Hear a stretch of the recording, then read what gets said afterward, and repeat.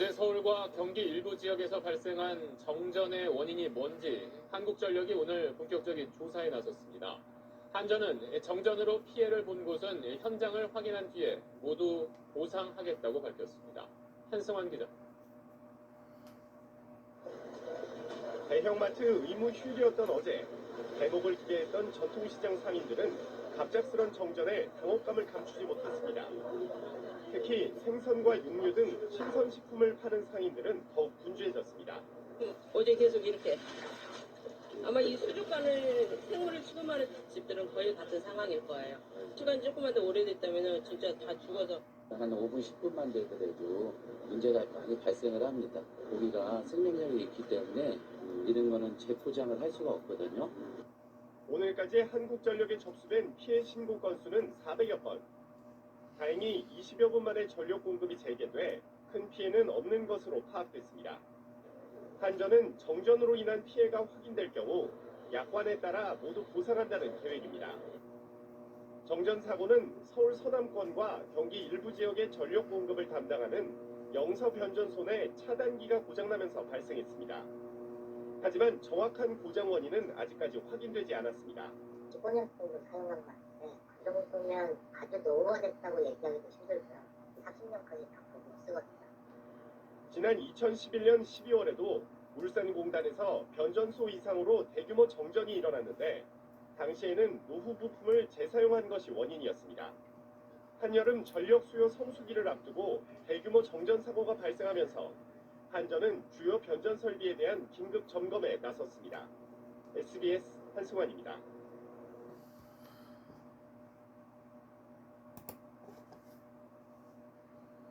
네, 이렇게 전력 위기 상황이 이어지는 이유, 바로 블랙아웃, 대정전에 대한 우려 때문이죠. 그런데 순환정전으로 전기가 끊겨서 피해가 나도 배상받기 힘들다는 판결이 잇따르고 있습니다. 이종원 기자가 보도합니다. 멈춰버린 승강기 문을 열기 위해 119 구조대원들이 안간힘을 씁니다. 한참을 지나 구조된 시민은 잔뜩 겁을 먹은 아이부터 달랩니다.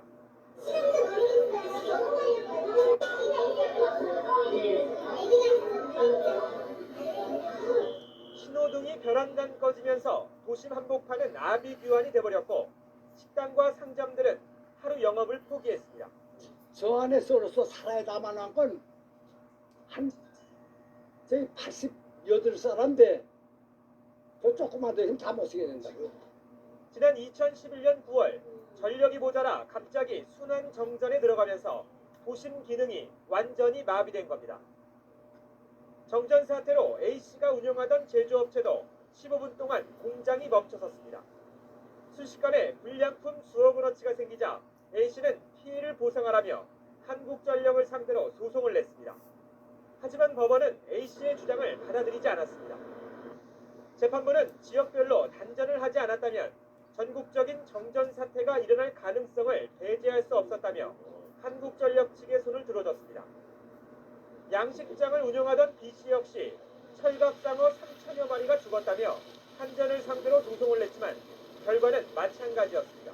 폭염이라든가 지나친 고온 현상으로 인해서 급격한 정전이 있을 경우에 이는 천재지변으로 인해 이러한 것으로 판단을 해서 한전의 손해배상 책임을 인정 안 하는 것이 일반적인 예입니다.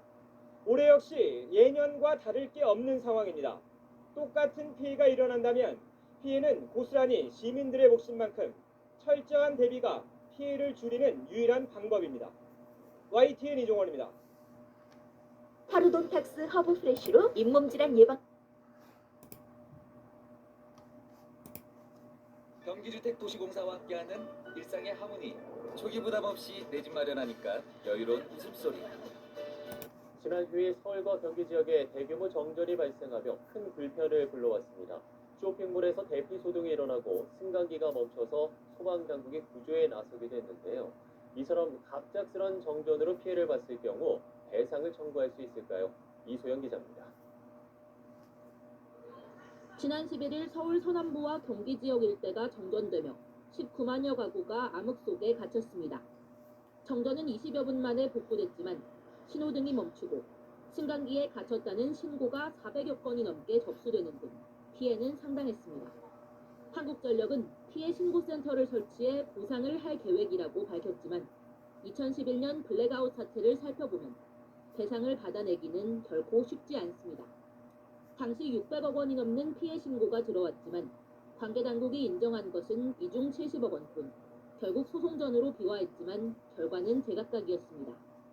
대부분의 법원은 전기 공급 약관을 들어 한전의 책임을 인정하지 않았습니다. 전국 단위 대규모 정전을 막기 위해 지역별 순환 정전 조치가 불가피했다는 겁니다. 하지만 지난 2013년 서울중앙지법이 국가와 한전의 책임을 처음으로 인정하며 배상을 향한 첫 발을 떼게 됐습니다. 법원은 한전이 안정적인 전력 공급을 해야 하는 의무를 위반했다며 농민 재산 피해의 70%와 더불어 신강기에 갇힌 11살 자매에게 정신적 피해에 대한 위자료를 지급하라고 판결했습니다. 국가와 한전이 불복해 현재는 항소심이 진행되고 있으며 오는 30일 선고가 예정돼 있습니다. 6년 만에 또 한 번 대규모 정전 사태가 일어난 가운데 법원이 어떤 판결을 내놓을지 관심이 모아집니다. 연합뉴스TV 이소영입니다. 안녕하십니까. 전주 MBC 뉴스데스크입니다. 어제 전주 시내 정전으로 시민들이 큰 불편과 피해를 입었는데요. 사고도 문제지만 이후 한전의 대처는 더 문제였습니다.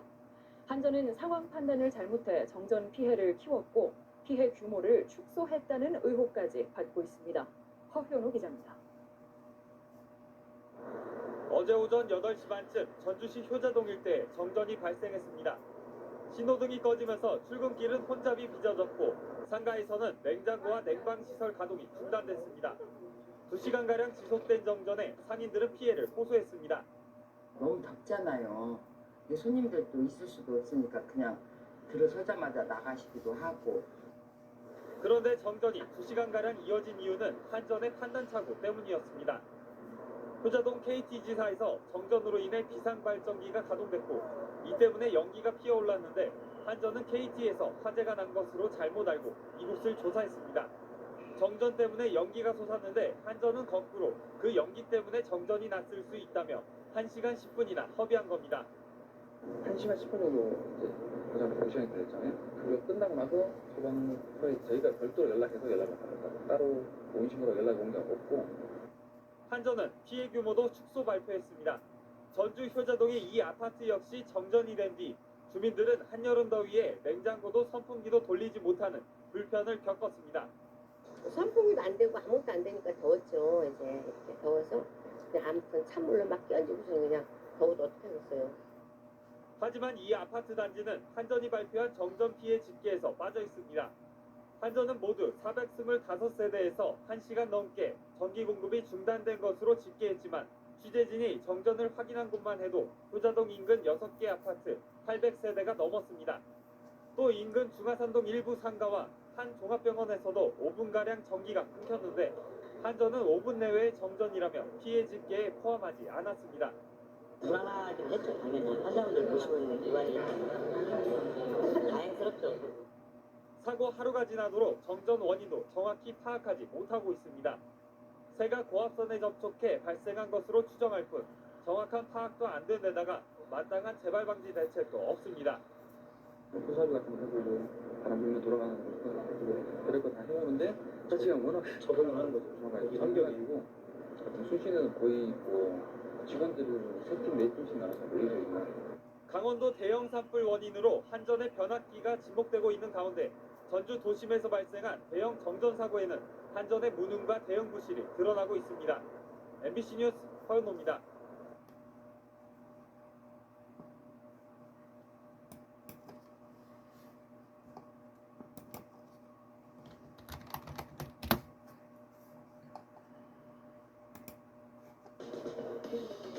감기 잡는 고농축 연질 캡슐 모드콜 S.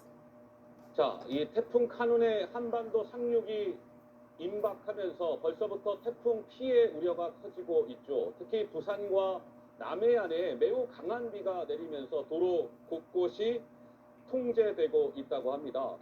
밤사이에 계속 이 태풍 소식을 챙겨온 우리 취재 기자를 연결해서 지금까지 상황을 정리해 드리도록 하겠습니다.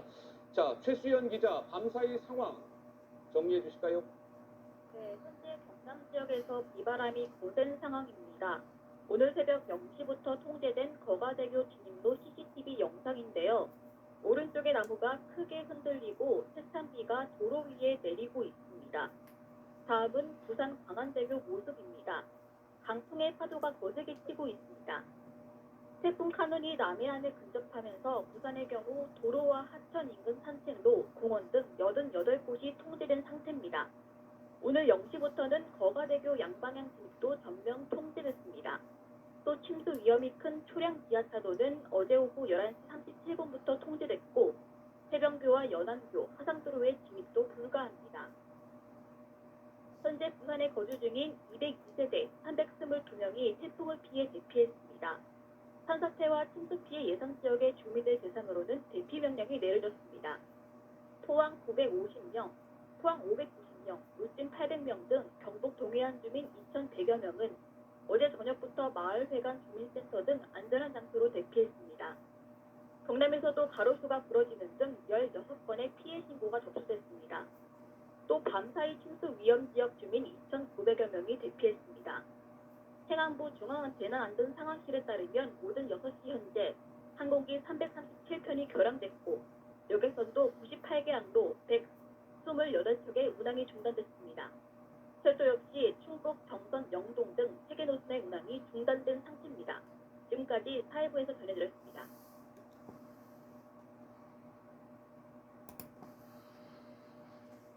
부산 지역도 태풍이 지나가면서 강한 비바람이 몰아쳤습니다. 네, 현장 상황 알아보겠습니다. 홍성욱 기자. 네, 부산 광안리 해수욕장 앞에 나와 있습니다. 네, 부산은 그래도 비바람이 비교적 잦아들어 보이는데요. 그곳 상황은 어떻습니까? 네, 태풍 경보가 내려진 이곳 부산 비바람이 많이 잦아들었습니다. 2시간 전만 해도 정말 몸을 가누지 못할 정도로 강한 비바람이 몰아쳤는데 거짓말처럼 이 비바람이 많이 잦아들었습니다. 하지만 안심할 수만은 없습니다. 여전히 이 파도가 높게 치고 있는데 잠시 저 해변 쪽 모습을 보여드리면 찝찝한 파도가 쉴 새 없이 몰아치고 있습니다. 이따금씩 도로를 넘어오기도 하는데요.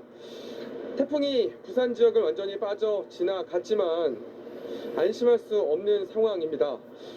이 크고 작은 피해도 속출했는데 잠시 이곳 상황을 좀 보여드리면 이 해변에 설치되어 있던 철제 조형물인데 강한 비바람에 완전히 쓰러져 이렇게 도로까지 흘러나와 있습니다. 다른 곳을 좀 보여드리면 왕복 4차선 도로인데 지금 온종류의 쓰레기가 가득합니다. 이곳이 도로인지 쓰레기장인지 분간할 수 없을 정도로 쓰레기가 많이 나와 있는 모습인데 지금 이제 지역 공무원들이 나와서 현장을 수습하고 있는 모습도 볼 수 있습니다. 크고 작은 피해가 속출했다고 말씀을 드렸는데 간판이 떨어지고 전선이 끊어지는 등 모두 60건이 넘는 피해 신고가 접수됐는데 시간이 지나면 이 신고 피해 건수는 더 늘어날 것으로 보입니다. 저지대 침수 피해도 걱정입니다. 부산 지역 해수면의 수위가 가장 높아지는 만조 시간은 오전 4시 반이었습니다. 해안가 저지대에 거주하시는 분들은 각별한 주의가 필요합니다. 현재 강변 생태공원과 마린시티 해안도로 등 53곳의 교통이 통제됐고 거가대교와 부산항대교, 남항대교, 광안대교, 천마터널 등도 전면 통제됐습니다. 비바람으로 사고 우려가 큰 만큼 오늘은 첫 차부터 운행하지 않습니다. 이 비바람은 앞서 말씀드린 대로 많이 잦아들었지만 바로 출근길에 오르기보다는 태풍이 완전히 지나가고 안전이 확인된 뒤에 밖으로 나오시는 게 좋겠습니다. 또 다른 비 피해, 태풍 피해 없도록 각별한 주의가 필요합니다. 지금까지 부산 광안리 해변 앞에서 YTN 홍성욱입니다.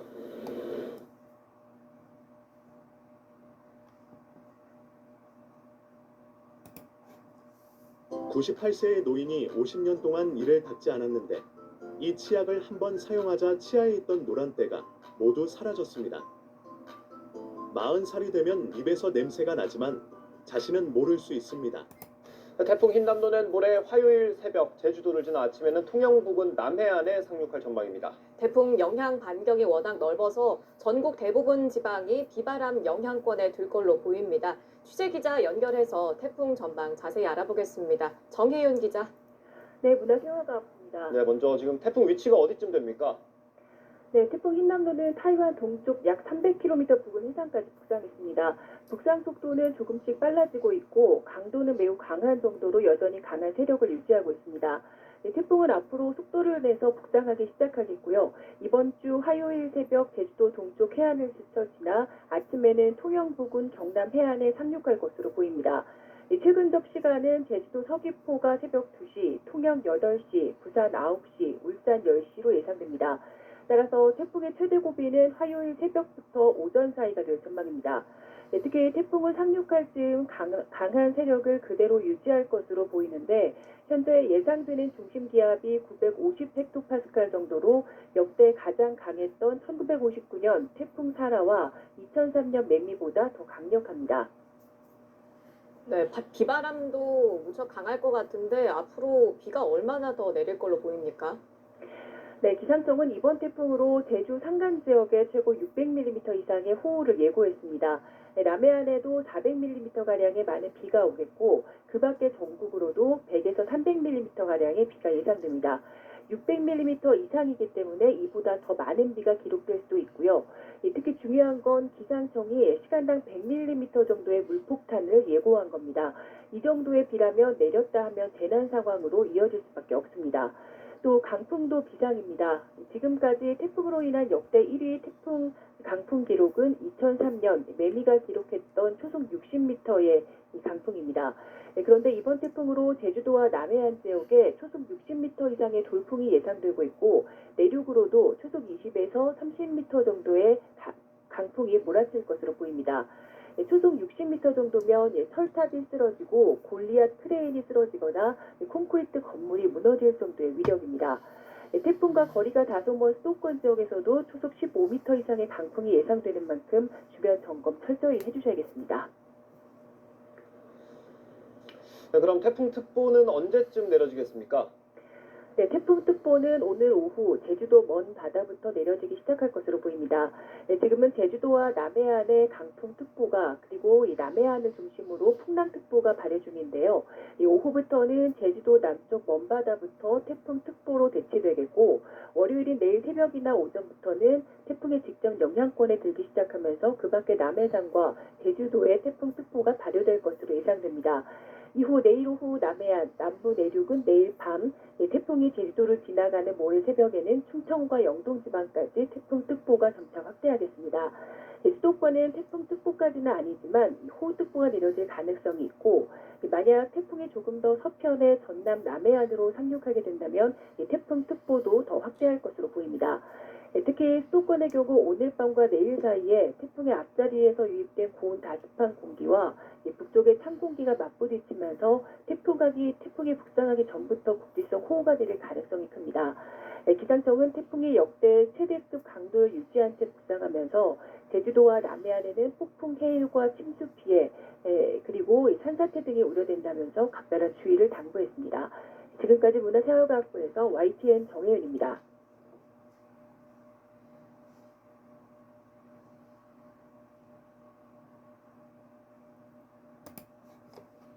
안녕하세요. 대한민국 산삼의 아버지, 산삼 대통령 산삼명인 안건식. 네, 태풍 흰남노가 제주도 동쪽 해상을 지나서 지금 차례로 전해드린 것처럼 남해안으로 북상을 하고 있습니다. 이 태풍은 1시간 뒤쯤, 그러니까 오늘 새벽 5시쯤 통영 부근 해안에 상륙한 뒤에 오전에 포항 부근 동해로 진출하겠습니다. 자세한 태풍 상황과 전망 기상팀 권혜인 캐스터와 함께 알아보겠습니다. 어서 오세요. 어서 오세요. 네, 안녕하세요. 네, 현재 태풍의 최대 고비 지역이 어딘가요? 네, 우선 제주도는 태풍의 최대 고비를 넘겼고요. 현재는 비바람이 전 시간보다는 약해진 모습입니다. 네, 그래도 끝까지 긴장을 놓아서는 안 되겠습니다. 태풍이 제주도를 지나서 남해안을 향해서 바짝 다가오고 있습니다. 태풍의 눈과 가장 가까운 지역이 가장 위험한데요. 현재 태풍 흰남노는 전남 여수에 가장 근접해 있고요. 여수와 남해에는 시간당 60mm에 가까운 앞이 보이지 않을 정도의 장대비가 쏟아지고 있습니다. 태풍은 새벽 5시쯤 통영 부근 해안에 상륙한 뒤 오전 8시쯤에는 포항 부근 동해로 진출하겠습니다. 따라서 오늘 오전까지가 이번 태풍의 최대 고비가 될 전망입니다.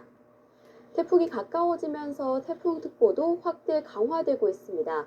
강원 남부와 충청, 남부와 제주, 대부분 세상에는 태풍 경보가 발효 중이고요. 또 수도권과 강원도에도 호우특보가 내려졌습니다. 예, 그러면 앞으로 비는 얼마나 더 내릴까요?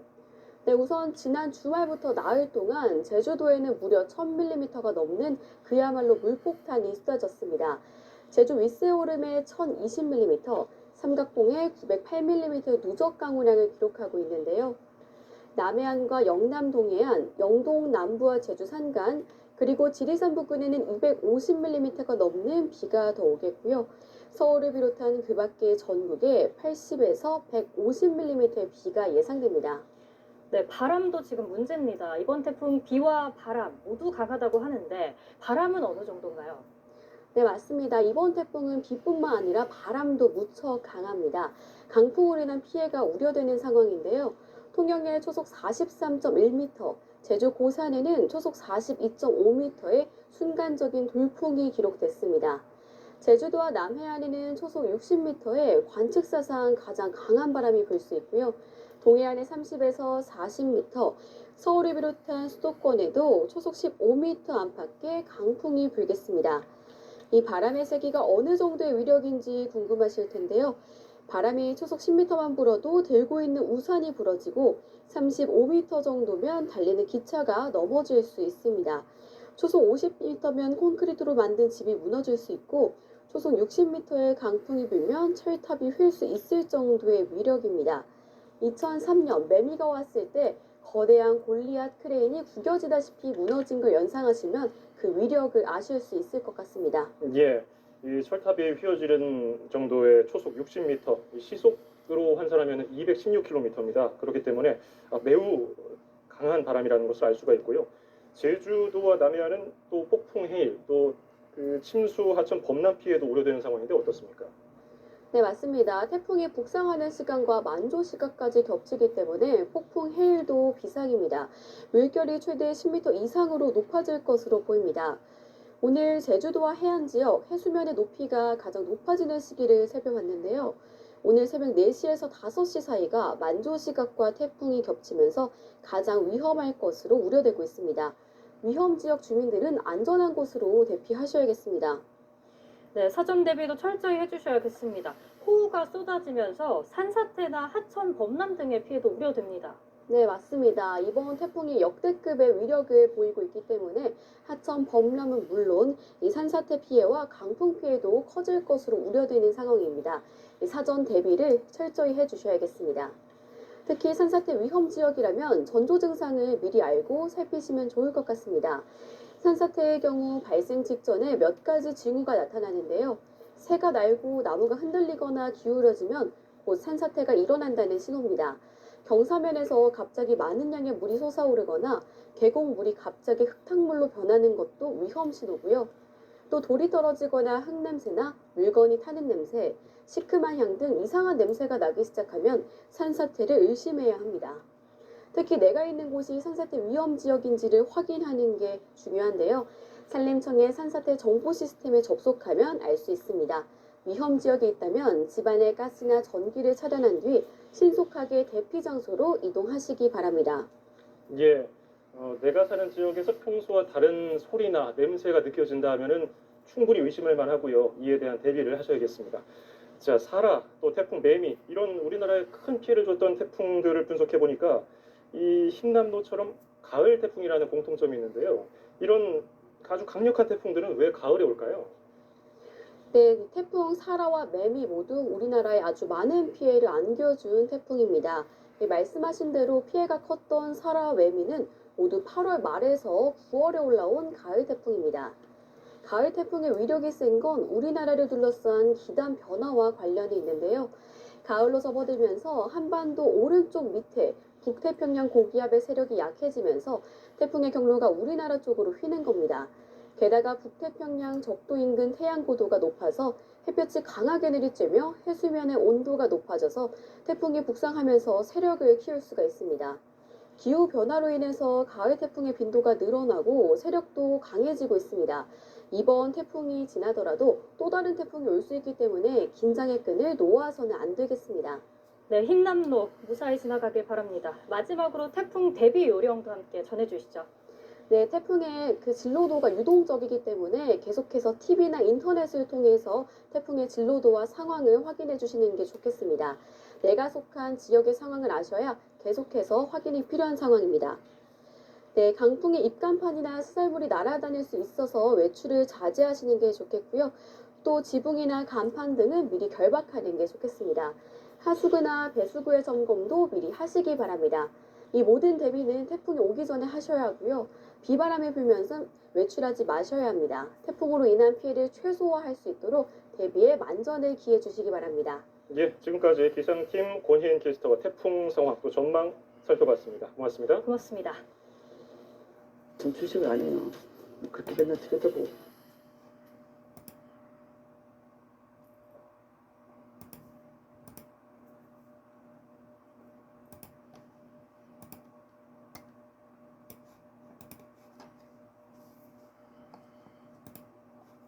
네, 태풍 차바로 제주에 많은 피해가 속출하고 있는데요. 오늘 새벽 비바람이 몰아쳐서 제주시 한 아파트에서 거실 문이 부서지는 사고까지 발생했습니다. 당시 상황을 촬영해서 저희 YTN에 제보해 주신 시민이 계십니다.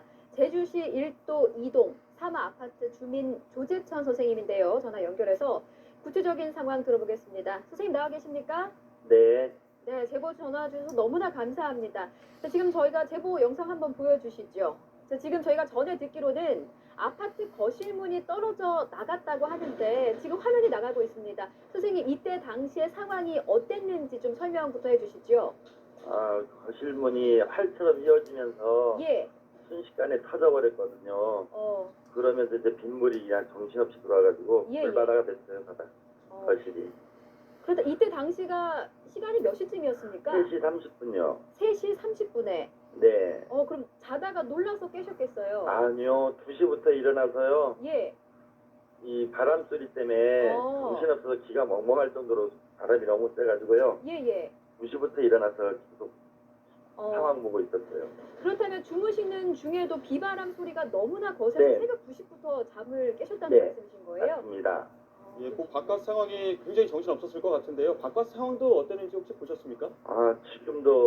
지금은 조금은 나은데요. 근데 그 당시에는 지금 좀 불안했어요.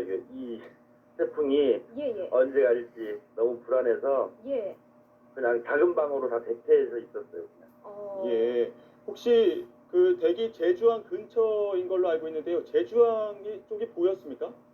제주항은 안 보여요.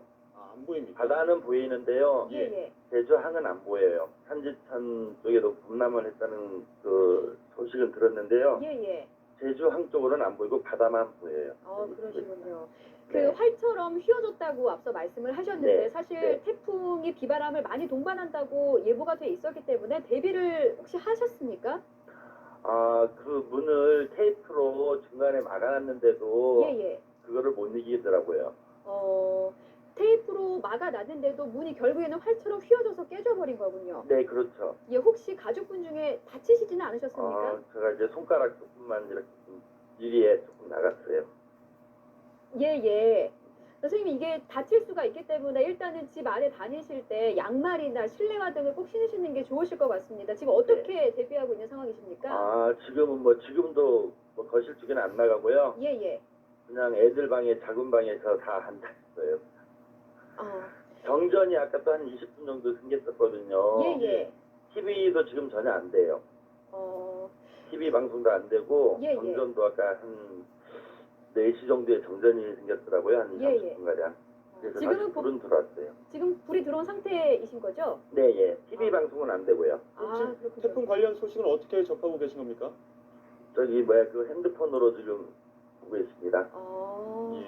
자, 선생님 지금 댁은 창문이 깨진 상태인데 혹시 다른 옆집이나 아랫집이라든지 다른 가구의 피해 소식이 전해진 게 있습니까? 밑에 집에도 지금 물이 계속 넘쳐서 물 푸고 있어요, 계속. 주변에 다치신 분은 없습니까? 네, 다친 분은 없고요. 지금 우리 아파트 라인 쪽이 그 건물이 없어서 태풍을 바닷속에서 직접 받아요. 그래서 그 부분에 있는 라인들 주민들은 아마 전부 다 잠을 못 자고 아마 저희처럼 똑같은 상황이 되지 않을까 싶어요. 혹시 대피 방송이라든지 뭐 어떻게 대비를 해라 이런 방송 들으신 적 있으십니까? 뭐 그거까지는 없는데요. 예. 일단은 뭐 아파트라서 빗물이 넘어올 거라고는 예상을 했는데 네네. 유리창이 깨지는 바람에 당황스럽고요. 예. 알겠습니다. 선생님 다치시지 않도록 네. 좀 조심을 하시고요. 또 혹시 추가로 전해지는 소식이 있으면 저희에게 제보해 주시고요. 계속해서 네. 저희 뉴스 귀 기울여 주시기 바랍니다. 오늘 전화 연결 고맙습니다. 네, 감사합니다. 수고하세요. 스킵 조심해. 끝까지 지켜봐. 일할 때 이 손목, 손가락 아프신 분, 어깨 염증까지도 생기시는 분 계시죠. 이런 관절 염증의 직방인 성분이 있죠. 네, 태풍 흰남노가 제주를 지나 남해안을 향해 북동진하면서 제주와 경남 등 곳곳에서 피해가 잇따르고 있습니다. 시청자들이 제공한 현장 영상들과 함께 피해 상황 살펴보겠습니다. 조수현 기자 스튜디오 나와 있습니다. 어서 오세요. 안녕하세요. 예, 일단 가장 먼저 태풍의 영향권에 들었던 제주 피해가 속출하고 있다고요? 네, 그렇습니다. 시시각각으로 피해 상황이 늘고 있는데요. 지금까지 제주에서 7,900여 가구의 정전이 발생했는데 6,700여 가구가 아직 복구되지 않고 있습니다. 비바람이 거세게 불면서 복구 작업이 원활하게 이루어지지 못하고 있는 것으로 전해졌습니다. 그리고 어제 오후에 제주시 아라동에 있는 도로에 물이 차오르면서 차량이 침수되기도 했고요. 또 서귀포시 온평포구에서는 정박해 있던 어선 한 척이 침수됐습니다. 도내항 포구에 어선 2,000척이 대피했고요. 또 한라산 탐방도 전면 통제됐습니다. 시청자분들이 제보 영상도 계속해서 보내주고 계신데요. 함께 보시겠습니다. 네, 먼저 첫 번째 제보 영상은 주차장에 설치된 반사경이 날아가서 인근 아파트 인터넷 통신선에 걸려있는 모습입니다. 건물 2층과 3층 사이 연결된 선에 아슬아슬하게 걸려 있는데요. 제보자는 선이 끊어지거나 반사경이 어디로 날아갈지 몰라서 계속 불안한 상태라고 설명했습니다. 네, 다음 영상 보시겠습니다. 어제 저녁 한라산 인근 동네입니다. 제보자는 평소에는 이곳에 이제 물이 거의 흐르지 않던 곳인데 수위가 상승했다, 점점 불어나고 있다 이렇게 설명을 했습니다. 무서운 속도로 물이 흘러내리는 것을 볼 수가 있습니다. 네, 다음 영상은 유명 관광지인 사계해안에 진입 금지를 알리는 노란띠가 둘러져 있는 모습입니다. 어제 이곳에 관광객들의 해변 입장이 막혔다고 합니다. 원래는 모래사장이 있던 곳인데 이렇게까지 물이 차오른 적이 없다고 합니다. 제보자는 차 안에서 영상을 촬영했는데 차가 흔들릴 정도로 바람이 불었고 또 밖에 나가서 서 있기가 힘들 정도였다고 설명했습니다. 네, 마지막으로 제주 서귀포시의 한 카페인데요. 이 카페 앞에 설치해뒀던 철제 지붕이 강풍으로 주저앉아 버린 모습입니다. 카페 지붕이 무너질 것 같아서 밧줄로 묶어뒀는데 결국에는 강한 바람을 이기지 못하고 무너졌다고 하네요. 사람들이 모여서 구조물을 한참 동안 철거를 했고요. 지금 이제 보시는 화면은 카페 바로 앞에 해안도로에서 파도가 강하게 치고 있는 모습도 함께 보실 수가 있습니다. 예, 아마 시청자 여러분 지금 제보 영상 보시면은 내가 사는 지역에도 비슷한 구조물이 있다는 것을 알 수 있을 거예요. 그렇기 네. 때문에 내가 사는 지역에서는 혹시 대비할 게 없는지 제보 영상 보시면서 확인해 보시고요. 부산과 경남에서도 많은 주민들이 대피를 했죠. 네, 그렇습니다. 부산과 경남 같은 경우에는 산사태하고 또 침수 우려로 많은 주민들이 대피하고 있습니다. 경남에서만 2,000여 명이 대피를 했고요. 부산 180여 명, 그리고 전남에서도 140여 명이 대피했습니다. 부산과 경남의 강풍이 거세게 불었는데 제보 영상 함께 보시겠습니다. 네, 먼저 부산 밀락 수변공원 해변입니다. 여름철 피서객들이 많이 모이는 곳인데요. 바닷물이 범람한 모습을 볼 수가 있습니다. 모래사장에 설치된 구조물에 파도가 부서지면서 이제 성인 키만한 물거품이 일었고요. 그 다음에 계단을 넘어서 인도까지 바닷물이 넘쳤습니다. 네, 다음은 경남으로 가보겠습니다. 네, 경남 창원 발림동의 한 고층 건물입니다. 갈색 건물인데 보시다시피 이 외벽에 붙어있는 흰색 자재가 바람에 날리는 모습입니다. 안전선이 있기는 하지만 바로 밑이 인도라서 굉장히 아찔한 상황이었는데 다행히 인명피해는 발생하지 않았습니다. 예, 인명 피해가 없는 게 천만 다행이군요. 네. 위태위태한 영상들 보고 있습니다. 그렇죠. 그리고 이 태풍 흰남노의 영향권이 워낙 넓다 보니까 수도권에서도 어제 하루 종일 비가 내렸는데요. 네. 곳곳에서 아주 위험천만한 상황이 있었다고요. 네, 그렇습니다. 특히 서울에서는 지난달 집중호우 피해가 잇따랐죠. 근데 강남 지역 제보 영상이 잇따르고 있습니다. 함께 보시겠습니다. 네, 먼저 차량 블랙박스 영상인데요. 서울 강남구 수서동 아파트 단지입니다. 심어져 있던 나무가 강풍을 이기지 못하고 이렇게 맥없이 쓰러져 버립니다. 주차장에 세워져 있던 차 위로 나무가 쓰러지면서 이렇게 차량 2대가 파손이 됐습니다. 다행히 행인이 없던 시각이라서 다친 사람은 없었지만 제보자에 따르면 당시에 바람이 무척 심했다고 합니다. 네, 다음 영상은 서울 양재천입니다. 네, 양재천 산책로까지 물이 차올랐는데 걸어 다니면은 발이 푹 잠길 정도입니다. 제보자는 이 부근은 지난 집중호우 때도 피해가 컸다면서 복구가 거의 끝나가고 있는데 그러자마자 또다시 범람했다. 이렇게 설명을 했고요. 네, 다음은 경기 안산시 화면 보시겠습니다. 안산시 고잔동인데 인도 쪽으로 큰 나무가 쓰러져 있죠. 상가가 있는 아파트 단지인데요. 주민들 통행이 많은 곳이라서 위험한 상황이었습니다. 또 태풍의 영향으로 한강 수위가 올라가자 서울시는 잠수교 보행자와 차량 통행을 전면 통제했습니다. 그리고 올림픽대로 여의하류 IC 양방향 교통을 통제했고 동부간선도로 진입 램프도 전면 통제했습니다. 예, 지금 자막으로도 저희가 보내드리고 있는데 내일 오늘 아침이군요. 네. 출근길에 이 지역 올림픽대로 여의하루 IC 방향 그리고 동부간선도로 진입 램프 서울 잠수교 이쪽 지역으로 가시는 분들은 참고하시길 바라겠습니다. 네. 자, 태풍 영향으로 당연한 얘기지만 바닷길과 하늘길도 모두 막혔죠. 네, 그렇습니다. 어제 저녁부터 국내에서 운항하는 연안 여객선 모두 그리고 국제 여객선 항로가 전면 통제됐습니다. 해양수산부는 태풍 북상으로 파도가 높게 일고 해수면이 상승함에 따라서 이같이 결정했다고 밝혔습니다. 강풍으로 대형 하역 장비가 무너지지 않도록 컨테이너 크레인 등을 선박에 고정시키기도 했습니다. 그리고 어제 하루 국내 14개 공항을 출발하는 여객기 530여 편 가운데 360여 편의 운항이 중단됐습니다. 오늘도 사전 결항이 이미 240여 편 결정된 상태입니다. 특히 아침에 태풍이 경남 남해안을 지나가기 때문에 추가로 결항하는 항공편도 더 나올 가능성이 큽니다.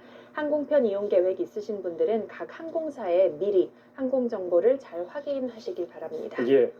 저희가 지금 어제부터 계속 뉴스 특보로 태풍 상황 전해드리고 있는데 어찌 보면은 뉴스 한 줄보다 이 영상 몇 초가 더 유용한 정보를 줄 수도 있거든요.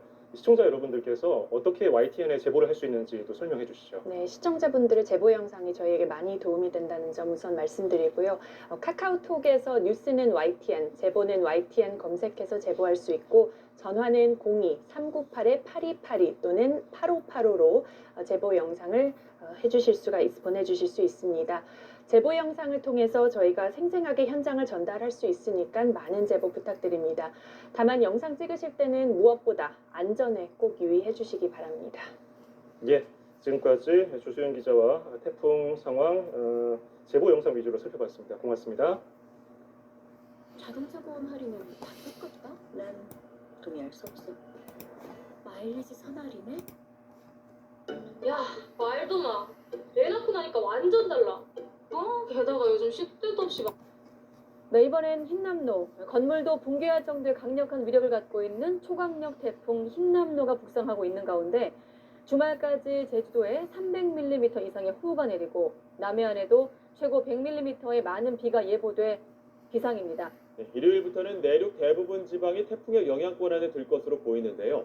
취재기자 연결해 태풍 현황과 전망 자세히 알아보겠습니다. 정혜윤 기자.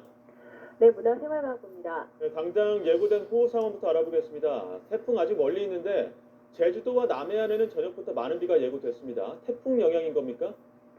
네, 초강력 태풍 흰남노의 직접 영향은 아니지만 태풍이 워낙 강력하다 보니 태풍의 앞자리에서 고온다습한 다량의 수증기가 우리나라 쪽으로 유입되고 있는 겁니다. 우리나라는 시기상 북쪽에서 남한 찬 공기가 뒤덮고 있는 상황인데 남쪽의 더운 공기와 북쪽에서 남한 찬 공기가 만나 비구름이 더 강하게 발달하는 곳이 바로 제주도와 남해안 부근이 되는 겁니다. 기상청은 주말에 모레까지 제주도에 최고 300mm, 남해안에도 최고 100mm의 호우를 예고했습니다. 또 오늘 오후부터 이 지역에는 최고 초속 15m 이상의 강풍이 동반될 것으로 보여서 강한 비바람 피해에도 우려되는 상황입니다. 특히 주말 이후에는 내륙으로도 국지적으로 강하고 많은 비가 집중될 가능성이 있기 때문에 사전 대비가 필요할 것으로 보입니다. 네, 태풍이 좀 전반적으로 날씨에 영향을 미치는 것 같은데 특히나 서울 등 내륙 같은 경우는 9월의 때 아닌 30도 안팎의 더위도 예상된다고요? 네, 그렇습니다. 내륙 역시 덥고 습한 공기가 유입되고 있어서 당분간 낮 기온이 크게 치솟을 것으로 보입니다. 서울 낮 기온이 오늘 30도 안팎까지 올랐고요. 내일도 30도, 주말에는 28도까지 오르는 등 서쪽 지방을 중심으로 후텁지근한 날씨가 이어질 전망입니다. 불쾌지수도 일반인 대부분이 불쾌감을 느끼는 75 안팎까지 오르겠고 일교차도 크게 날 것으로 보여서 감기 등 건강관리에 대한 주의가 필요합니다. 네, 이번에는 초강력 태풍 흰남노 이야기해보겠습니다. 건물도 붕괴할 정도의 강한 위력을 지녔다고 해서 걱정인데 정확한 진로가 나왔습니까? 네, 우선 이 초강력 태풍 흰남노는 내일까지 타이완 남동쪽 부근 해상까지 이동한 뒤에 잠시 그 부근에서 정체할 것으로 보입니다. 이후 내일 밤이나 주말 오전쯤 방향을 북서쪽으로 틀어서 북진을 시작하겠는데요. 다음 주 화요일 새벽 제주도 동쪽 해상을 지나서 화요일 오전에는 남해안 부근까지 북상할 전망입니다. 이 시기에 태풍의 강도는 초강력에서 매우 강한 단계로 한 단계 정도 약해지겠고 중심 풍속도 초속 45m 정도로 지금보다는 조금 약해질 전망입니다. 하지만 약해진다 하더라도 중심 기압이 945헥토파스칼 정도로 역대급 수준이 될 것으로 보이고 이 바람도 초속 45m 정도이기 때문에 달리는 기차가 탈선하거나 심하면 약한 건물이 무너질 수도 있는 수준입니다. 네, 앞으로 태풍의 진로는 무척 유동적입니다. 기상청은 현재 대한해협을 향할 가능성에 무게를 두고 있는데 하지만 이 서쪽으로 조금 더 치우친다면 남해안, 특히 경남 해안을 스칠 가능성도 있어서 조금 더 주의가 필요합니다. 특히 이번 태풍은 영향 반경이 400km 정도로 전국이 태풍 영향권 안에 들 것으로 보이기 때문에 태풍이 가까이 북상하는 다음 주 초반쯤에는 태풍의 진로가 어느 쪽을 택하든 간에 태풍으로 인한 비바람을 피하기 힘들 전망입니다. 자, 그럼 주의해야 될 점, 또 태풍 영향을 가장 많이 받는 시점도 함께 전해주시죠. 네, 태풍으로 인한 고비는 4일 일요일부터 7일 화요일 오전까지가 될 것으로 보입니다. 이 시기에 500mm 이상의 매우 많은 강수와 함께 시간당 50에서 100mm 정도의 물폭탄이 쏟아지겠고요. 해안가에는 초속 50m 이상의 돌풍이 예상됩니다. 특히 해수면 상승과 강한 바람으로 인한 폭풍 해일, 그리고 저지대 침수, 하천 범람도 우려되고 있습니다. 산사태와 공사장 등의 시설물 파손도 우려되는 만큼 철저한 대비가 필요합니다. 지금까지 문화생활과학부에서 YTN 정혜윤입니다. 슈퍼푸드 흑마늘, 진한 찐 흑마늘 진해, 마늘회와 흑마늘즙. 태양광은 또 거꾸로 통상적으로 장기 고정 계약을 맺거든요. 장기 고정 계약을 맺. 네, 여러분 안녕하십니까. 5월 4일 목요일 오뉴스 시작합니다. 네, 첫 소식입니다.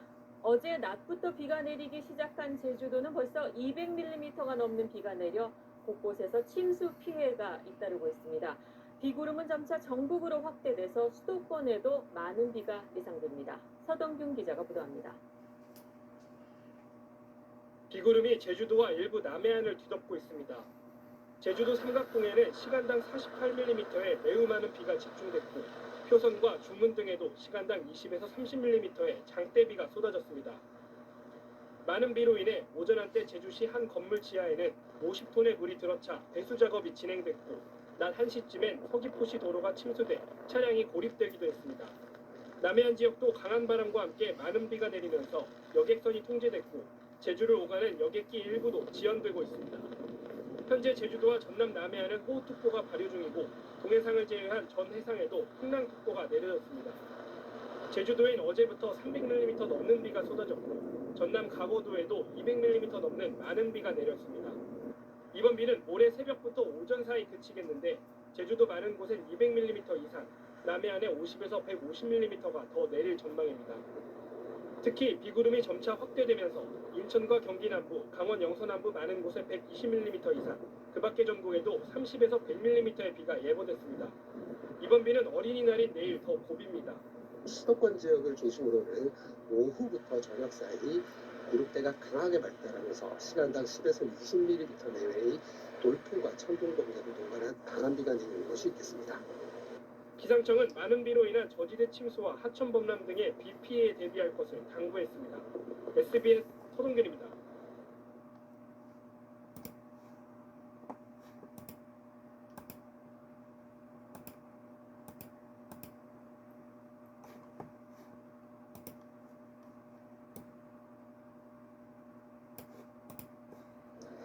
조류 충돌에 대한 위험성을 간과했다는 점도 이번 참사에서 돌아봐야 할 점입니다. 어떤 대책을 마련할 수 있는지 김주영 기자와 함께 따져보겠습니다. 김 기자, 우리나라에서도 조류 충돌 사고가 늘어나는 추세입니까? 네, 최근 5년간 국내 공항에서 비행기와 조류가 충돌하는 사고는 증가하고 있습니다. 코로나 영향이 있던 2020년 76건에서 지난해는 152건으로 2배 가까이 늘었는데요. 지구온난화로 기후가 변하면서 새들의 행동 예측이 어려워져서 사고 가능성은 더 커지고 있는 상황입니다. 사고가 난 무안국제공항의 조류 충돌 사고는 5년간 10건으로 많지는 않았는데 비행 편수 대비 사고율은 국내에서 제일 높습니다. 그러면 무안공항이 처한 조건이 특히 조류 충돌이 자주 발생할 수 있는 조건이라고 볼 수 있나요? 네, 전문가들의 의견을 종합해보면 다른 공항에 비해 무안공항이 특히 위험지대라고 단정할 수는 없지만 지리적으로 악조건이 겹쳤다고 설명합니다. 무안공항 바로 인근에는 4군데의 조류 서식지가 있습니다. 환경부의 올해 철새 보고에도 무안공항과 붙어있는 현경면, 운남면에 12,000여 마리의 철새가 보고됐고요. 지난 10일 해양수산부는 무안공항 근처를 습지보호구역으로 확대 지정하기도 했습니다. 2020년 무안공항 전략 환경영향평가 때도 조류 충돌 위험에 대한 저감 방안이 필요하다고 구체적으로 언급됐었습니다. 겨울 철새와 그다음에 봄과 가을에 이동하는 새들, 여름 철새들이 다 오고 가는 길목에 겹쳐지는 지역이다라고 보는 거예요. 교차점이라고 보시면 됩니다. 그러면 무안공항 말고 우리나라 다른 공항도 건설될 때 비슷한 우려가 있었나요? 네, 한반도 지리적 특성상 산간과 도심 지역을 피하다 보니 해안가 평야에 공항이 많이 위치해 있습니다. 인천국제공항은 국내에서 가장 큰 규모로 도요물대 새들이 지나가는 곳에 갯벌을 간척해서 건설됐고요. 김포국제공항도 한강 하류에, 김해국제공항은 국내 최대 철새 도래지인 낙동강 하구에 있습니다. 흑산도공항과 제주 제2공항 등 현재 추진 중인 공항들의 환경평가에도 철새 도래지 인근이라는 게 늘 대표적인 문제로 지적되고 있습니다. 앞서 리포트에서도 봤지만 해외 공항도 비슷한 문제를 겪고 있을 것 같은데요. 네, 국제민간항공기구에 따르면 6년 단위로 봤을 때 전 세계 조류 충돌 사고는 급격하게 늘어나고 있습니다. 이 때문에 세계 각 공항들은 지리적 특성에 맞춘 대책을 강구하고 있는데요. 터키 이스탄불 공항과 베를린 공항 등은 조류에 특화된 레이더를 설치해서 운영하고 있고요. 베이징 서우드 국제공항 등에서는 매를 이용해서 작은 새들을 내쫓는 등 다양한 대책이 고안되고 있습니다. 우리나라 조류 충돌 방지 시스템은 어떻게 돼 있습니까? 네, 현재 인천국제공항에서는 새들을 내쫓는 레이저빔과 음파 퇴치기 등을 사용하고 있고 각 공항들이 조류 퇴치 인력을 운영하고 있긴 합니다. 다만 해외와 같은 조류를 감지하는 조류 레이더는 15개 민간공항 그 어느 곳에도 설치되지 않은 상태인데요. 한국공항공사가 김포, 제주, 김해공항에는 열화상 탐지기가 설치되어 있다고 했는데 원격 탐지에는 큰 효과가 없다는 지적도 나옵니다. 새의 종류가 뭔지, 새의 속도가 뭔지, 그다음 새의 크기가 얼마인지 이런 것을 더 분석해서 알려주는 그런 레이더를 공항마다 많이 세팅을 하면 훨씬 더 그런 생길 수 있는 사고를 줄일 수 있다고 보여집니다. 네, 지금만 경각심을 느낄 게 아니라 꼭 실질적인 대책 마련으로 이어졌으면 좋겠습니다. 김 기자 잘 들었습니다.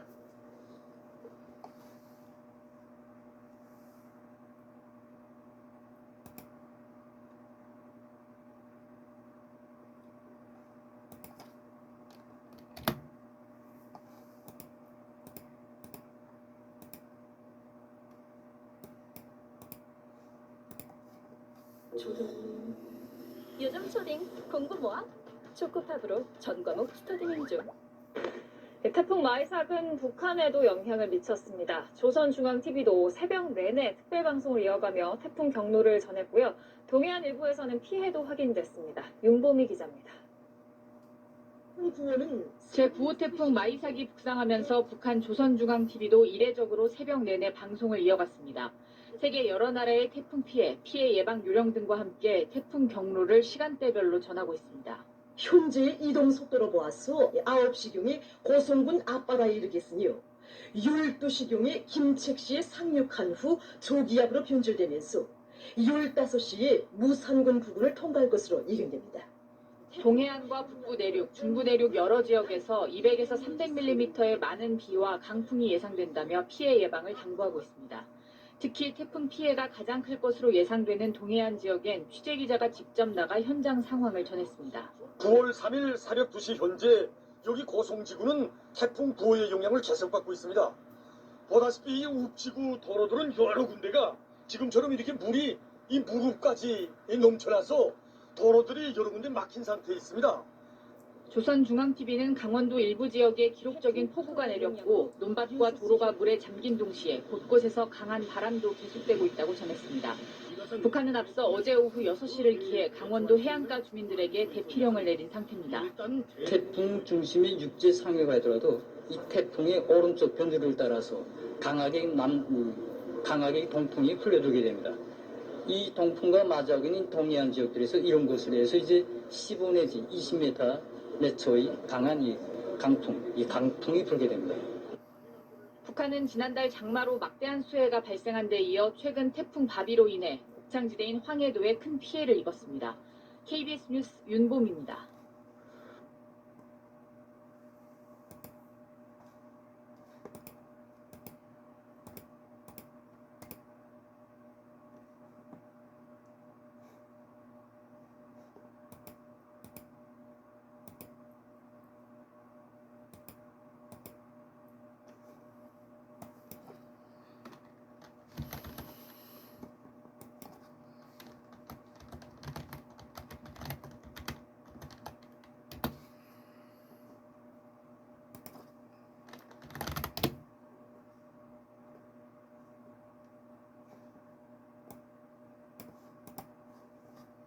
사건 소식입니다. 밤사이 전국에서 크고 작은 교통사고가 잇따랐습니다. 낙하물을 피하려던 버스가 연쇄 추돌해 10여 명이 다쳤고 수신호를 하던 운전자가 만취 차량에 치여 숨지기도 했습니다. 이승지 기자입니다. 깨지고 뜯겨진 버스 앞유리 사이로 구조대원들이 인명구조에 나섭니다. 도로엔 볏짚 더미가 어지럽게 널렸습니다. 다 떨어졌고. 떨어졌어. 여기 버스. 평택 시흥고속도로 시화대교 부근을 달리던 공항버스 3대를 포함해 차량 4대가 줄줄이 부딪힌 건 어제 저녁 7시 반쯤. 공항버스 기사인 50대 남성이 찌그러진 운전석에 갇혔다가 구조돼 병원으로 옮겨졌고 버스 승객과 승용차 운전자 등 14명도 다쳐 치료를 받고 있습니다. 경찰과 소방당국은 도로에 떨어진 볏짚 더미를 피하려다 사고가 났다는 목격자들 진술 등을 토대로 정확한 사고 경위를 조사하고 있습니다. 뒷좌석이 종이장처럼 구겨진 SUV가 제 형체를 알아보기 어렵습니다. 오늘 새벽 남해고속도로 부산 방향 동김해 나들목을 달리던 승용차가 고장으로 멈춰서 있던 SUV를 들이받았습니다. 이 사고로 차량 뒤편에서 수신호를 보내던 30대 SUV 운전자가 그 자리에서 숨졌습니다. 경찰은 면허 취소 수준의 만취 상태로 승용차를 몰던 30대 음주운전자가 고장 차량을 제때 피하지 못해 사고를 낸 것으로 보고 있습니다. 어제 저녁 5시 반쯤엔 경남 진주의 한 2층짜리 주택 1층에서 불이 났습니다. 불은 30분 만에 꺼졌지만 거동이 불편한 70대 남성이 거실에서 숨진 채 발견됐고 부인인 60대 여성도 연기를 마셔 병원으로 옮겨졌습니다. 경찰은 집안에 있던 전동 휠체어에서 불이 시작된 것으로 보고 정확한 원인을 조사하고 있습니다. 경기 파주에선 어젯밤 50대 여성이 한 숙박업소에서 숨진 채 발견돼 경찰이 유력 용의자인 50대 남성을 체포했습니다. 경찰은 남성을 상대로 범행 동기와 피해자와의 관계 등을 조사하고 있습니다. MBC 뉴스 이승지입니다. 혼술의 쥐기가 오를수록 울컥 차오르는 외로움.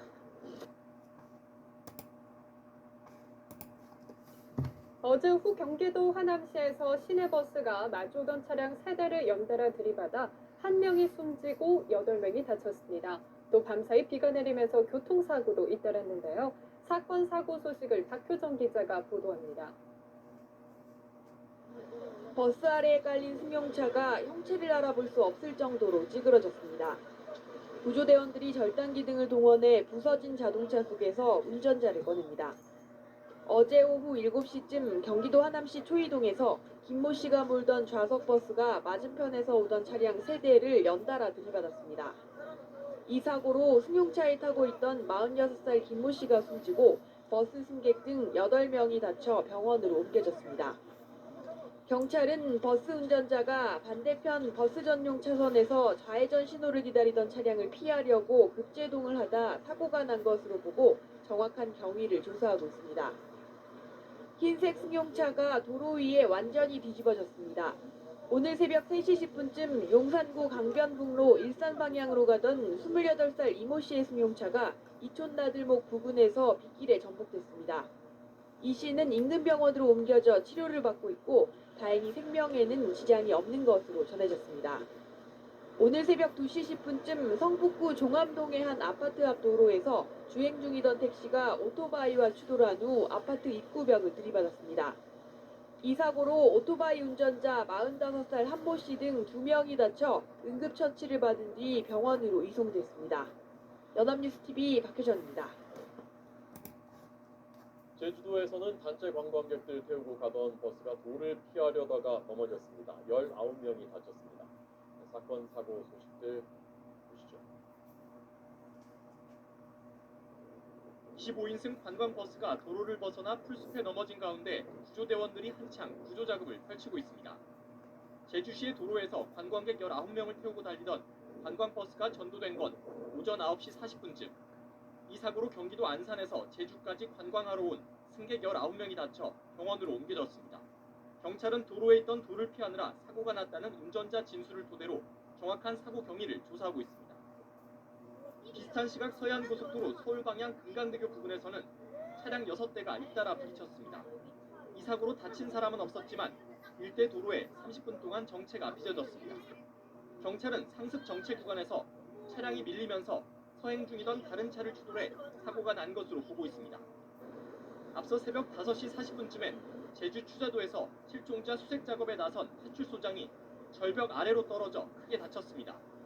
52살 박모 경감은 추석 당일 처가를 방문했다가 연락이 끊긴 실종자를 찾기 위해 본대산을 둘러보다 사고를 당한 것으로 확인됐습니다. 승용차 곳곳에 감자를 맞은 흔적이 역력합니다. 추석 당일 정오쯤 경기도 의왕시의 고층 아파트에서 누군가 감자를 던진 사건이 발생해 경찰이 수사에 나섰습니다. 다행히 감자에 맞아 다친 사람은 없었지만 주차돼 있던 승용차가 찌그러졌습니다. 경찰은 CCTV와 주민 진술 등을 토대로 정확한 사건 경위를 조사하고 있습니다. YTN 최두입니다.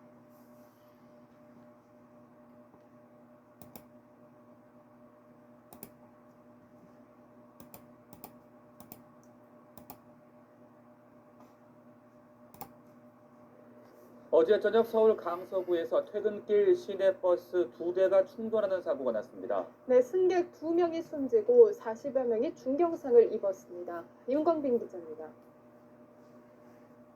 횡단보도 앞에 멈춰선 시내버스 앞부분이 산산조각 났습니다. 또 다른 시내버스는 뒷좌석 창문이 모두 깨졌고 승객들은 고통을 호소하고 있습니다. 출동한 119 구조대원들의 목소리도 다급해집니다.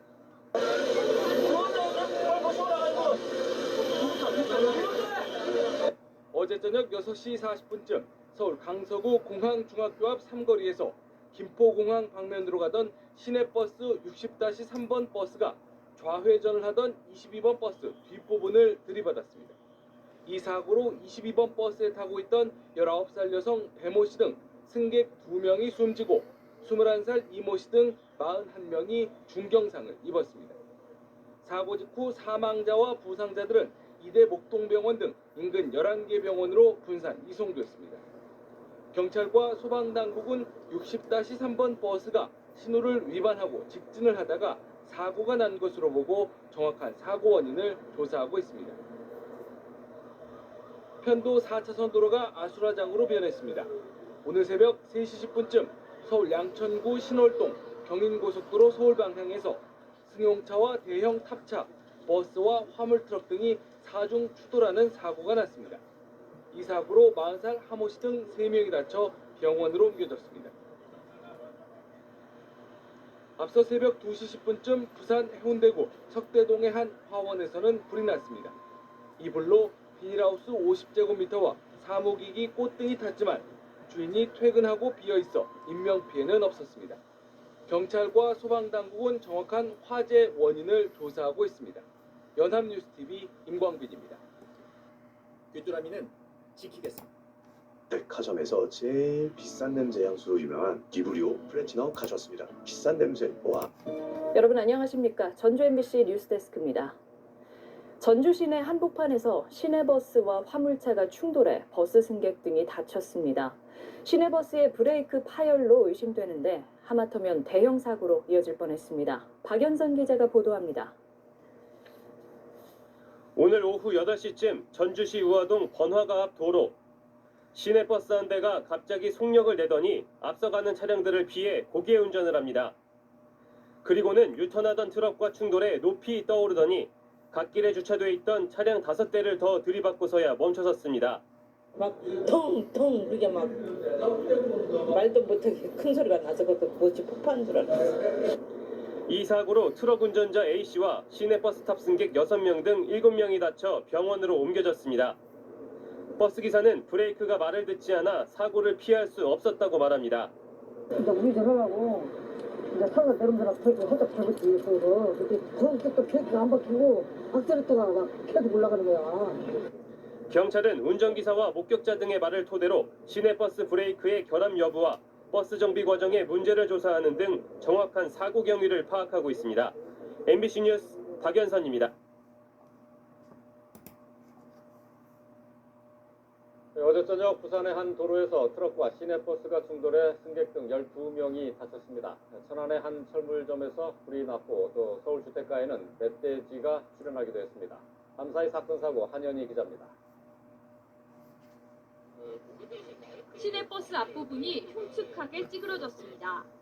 부산 송정동의 한 교차로에서 덤프트럭과 시내버스가 충돌한 건 어제 저녁 6시 40분쯤. 이 사고로 버스 운전기사 51살 강모 씨와 승객 등 12명이 다쳐 병원으로 옮겨졌습니다. 경찰은 두 차량 운전자가 신호 위반을 하다 사고가 난 것으로 보고 정확한 경위를 조사하고 있습니다. 오늘 새벽 1시 50분쯤에는 충남 천안시 성정 2동에 있는 한 철물점에서 불이 나 50분 만에 꺼졌습니다. 자고 있는데 이제 밖에서 불이야라는 소리가 나서 이제 베란다에서 딱 보는데 불 기둥이 이렇게 막 쏟아나다가 폭발음이 계속 한 10여 차례 나면서 소방당국은 정확한 피해 규모와 화재 원인 등을 조사하고 있습니다. 이보다 앞선 오늘 새벽 0시 20분쯤에는 서울 성북동 주택가에 100kg짜리 멧돼지가 나타났습니다. 경찰이 실탄 6발을 쏴 멧돼지를 사살했고 주택 마당에 있던 화분이 일부 파손된 것 외에 다른 피해는 없는 것으로 조사됐습니다. 어제 오후 4시 10분쯤에는 경기 구리시 교군동 한양대학교 병원 지하 2층 병전실에서 이산화탄소 가스가 누출돼 6명이 치료를 받았습니다. 지하층 계단을 도달하게 하고 주차장 쪽에서도 주차석차까지 해가지고 지름을 이렇게 못 들어오게 하고 노출을 했었죠. 경찰과 소방당국은 변전실 안에 있는 소방시설이 고장나 사고가 난 것으로 보고 정확한 원인을 조사하고 있습니다. YTN 한현입니다. 어제 중부 내륙 고속도로에서 3중 추돌 사고로 5명의 사상자가 발생했습니다. 경남 고성의 한 국도에서도 3중 충돌 사고가 나는 등 교통사고가 잇따랐습니다. 정신혜 기자입니다. 대형 트럭과 관광버스 사이에 차량이 완전히 찌그러진 채 껴 있습니다. 어제 오후 5시쯤 경남 함안군 중부 내륙고속도로 7원 분기점 부근에서 부산 방면으로 달리던 트럭과 승용차, 관광버스가 잇따라 충돌했습니다. 이 사고로 승용차에 타고 있던 48살 고모 씨와 10살 아들이 숨졌고 버스 승객 3명이 다쳤습니다. 경찰은 트럭 운전사 이모 씨가 앞서가던 승용차를 미처 보지 못하고 사고를 낸 것으로 보고 있습니다. 이보다 앞선 오후 1시쯤에는 경남 고성군의 한 국도에서 SUV 차량이 중앙선을 넘어 마주오던 차량과 충돌하는 등 차량 석 대가 잇따라 충돌했습니다. 이 사고로 SUV 운전자 67살 박모 씨 등 2명이 숨졌고 다른 차에 타고 있던 6명이 다쳐 병원에서 치료를 받고 있습니다. 도로가 온통 물바다가 됐습니다. 어제 저녁 7시쯤 경기도 평택시 지산동의 한 도로 아래에 묻힌 직경 250mm짜리 상수도관이 파열됐습니다. 이 사고로 인근 아파트 등 1,200여 세대의 물 공급이 끊겼다가 4시간 만인 밤 11시쯤 복구됐습니다. 평택시는 상수도관을 연결하는 고무밸브에 구멍이 생기면서 관이 파열됐다며 임시로 구멍을 막은 상태라고 밝혔습니다. MBC 뉴스 정시대입니다.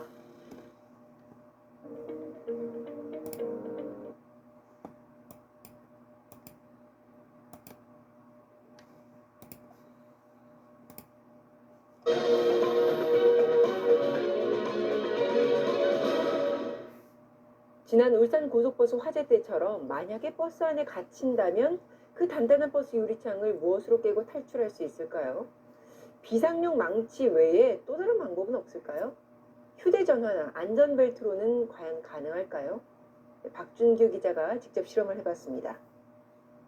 울산 관광버스 화재 당시 차 안에 있던 승객들의 유일한 탈출구는 소화기로 깬 유리창이었습니다. 실제 화재가 난 상황을 가정해 직접 소화기로 유리창을 깨봤습니다. 여러 차례 강하게 유리창에 부딪혀도 좀처럼 깨지지 않습니다. 6차례 시도 끝에 결국 깨지긴 했지만 실제 화재 시 버스 안에 한 개뿐인 소화기를 이런 용도로 쓰기란 쉽지 않습니다. 출입구가 막혔을 때 가장 효율적인 건 역시 비상용 망치였습니다.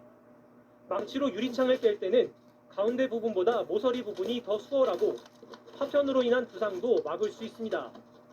문제는 화재 시 버스 안 연기 때문에 망치를 찾기 힘들다는 점입니다. 뒤쪽에 의자에 붙어 있죠. 양쪽으로 뒤에까지 갈 그게 안 됐어요. 갈 수가 없었어요. 이 망치를 찾을 수 없을 경우 다른 물건들을 이용해 유리창을 깰 수 있는지 직접 실험해 보겠습니다. 휴대전화나 열쇠, 좌석 안전벨트, 좌석 목받침까지 있는 힘껏 내려쳐도 모두 소용이 없습니다. 결국 기댈 곳은 비상용 망치뿐인데 문제는 관리가 허술하다는 점입니다. 고속버스엔 비상용 망치가 4개 이상 설치돼야 하지만 이를 지키지 않아도 처벌받는 일은 없습니다. 업무안 했는데 처벌 규정은 없고 검사할 때 없으면은 설치를 하도록 그냥 권고한다고 하거든요. 국토교통부는 처벌 규정을 마련하고 어둠 속에서도 망치를 찾을 수 있게 형광 테이프를 부착하는 방안을 추진하고 있습니다. MBC 뉴스 박준규입니다.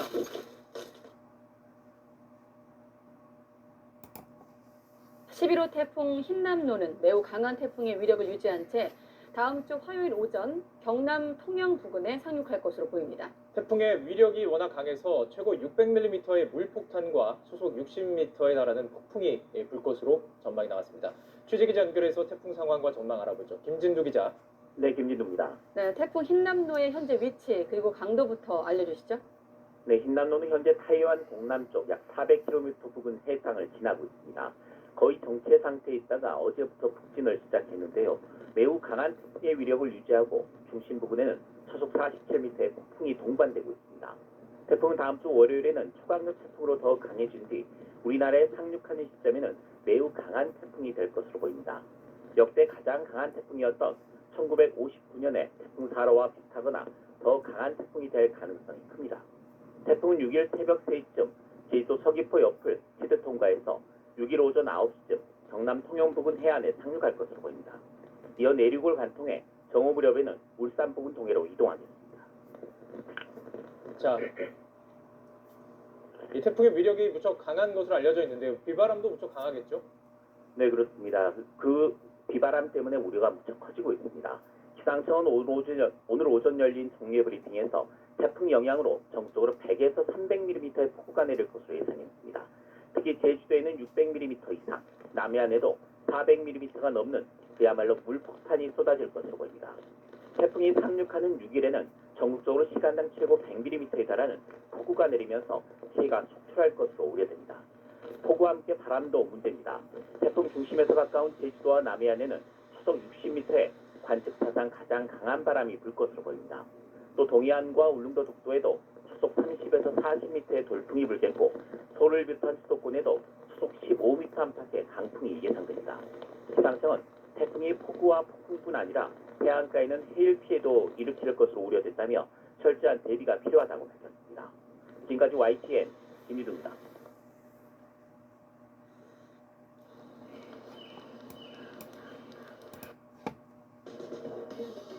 감기 잡는 고농축 연질 캡슐 모드콜 S. 경기주택도시공사와 함께하는 일상의 하모니. 초기 부담 없이 내 집 마련하니까 여유로운 웃음소리. 강력한 위력의 태풍 흰남노가 북상하고 있습니다. 현재 오키나와를 거쳐서 제주도를 향해서 올라오고 있는 이 태풍은 모레, 그러니까 화요일 새벽에 제주도를 지나서 아침엔 통영 부근 남해안에 상륙할 전망입니다. 특히 태풍 흰남노는 반경이 워낙 넓고 커서 전국 대부분 지방이 비바람 영향권에 들 것으로 보입니다. 태풍과 가까운 제주도와 남해안에는 폭풍 해일과 하천 범람 등의 피해가 우려됩니다. 취재기자 연결해서 태풍 전망 자세히 알아보겠습니다. 정혜윤 기자. 네, 문화생활과학부입니다. 네, 태풍 흰남노 지금 정확히 어디까지 북상을 한 겁니까? 네, 태풍 흰남노는 타이완 동쪽 약 300km 부근 해상까지 북상했습니다. 북상 속도는 조금씩 빨라지고 있고 강도는 매우 강한 정도로 여전히 강한 세력을 유지하고 있습니다. 네, 태풍은 앞으로 속도를 내서 북상하기 시작하겠고요. 이번 주 화요일 새벽 제주도 동쪽 해안을 스쳐 지나 아침에는 통영 부근 경남 해안에 상륙할 것으로 보입니다. 네, 최근 접시간은 제주도 서귀포가 새벽 2시, 통영 8시, 부산 9시, 울산 10시로 예상됩니다. 따라서 태풍의 최대 고비는 화요일 새벽부터 오전 사이가 될 전망입니다. 특히 태풍은 상륙할 즈음 강한 세력을 그대로 유지할 것으로 보이는데 현재 예상되는 중심 기압이 950헥토파스칼로 역대 가장 강했던 1959년 태풍 사라와 2003년 매미보다도 더 강력합니다. 네, 그만큼 비바람도 많이 강할 것으로 보이는데 태풍이 영향권에 드는 내일과 모레 예상 강우량도 나왔습니까? 네, 그렇습니다. 기상청은 이번 태풍으로 제주 산간 지역에 최고 600mm 이상의 호우를 예보했습니다. 남해안에도 400mm가량의 많은 비가 오겠고 그 밖에 전국으로도 100에서 300mm의 비가 예상됩니다. 600mm 이상이기 때문에 이보다 더 많은 비가 기록될 수도 있고요. 특히 중요한 건 기상청이 시간당 100mm 안팎의 물폭탄을 예고한 겁니다. 이 정도의 비라면 내렸다 하면 재난 상황으로 이어질 수밖에 없습니다. 또 강풍도 비상입니다. 지금까지 태풍으로 인한 역대 1위 기록은 2003년 매미가 기록한 초속 60m입니다. 그런데 이번 태풍으로 제주도와 남해안에 초속 60m 이상의 돌풍이 예상되고 있고 내륙으로도 초속 20에서 30m의 강풍이 몰아칠 것으로 보입니다. 초속 60m 정도면 설탑이나 골리앗 크레인이 쓰러지고 콘크리트 건물이 무너질 정도의 위력입니다. 태풍과 거리가 다소 먼 수도권에서도 초속 15m 이상의 강풍이 예상되는 만큼 주변 점검 철저히 해주시기 바랍니다. 네, 그렇다면 태풍특보는 언제부터 내려질 것으로 보입니까? 네, 태풍특보는 오늘 오후 제주도 먼바다부터 내려지기 시작할 것으로 보입니다.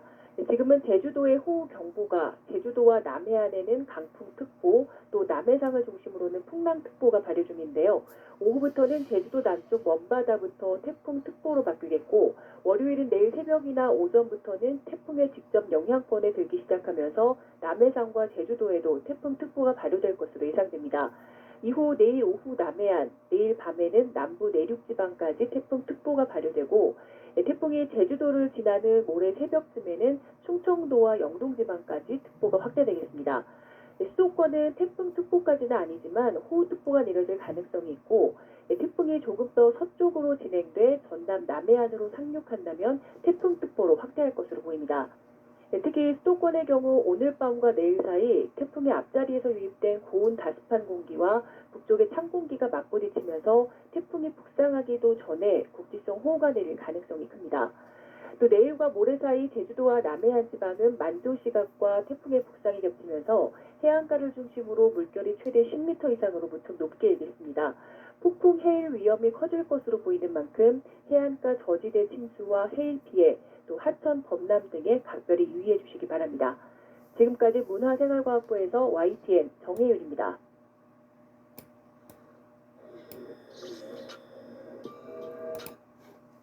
98세의 노인이 50년 동안 이를 닦지 않았는데 이 치약을 한번 사용하자 치아에 있던 노.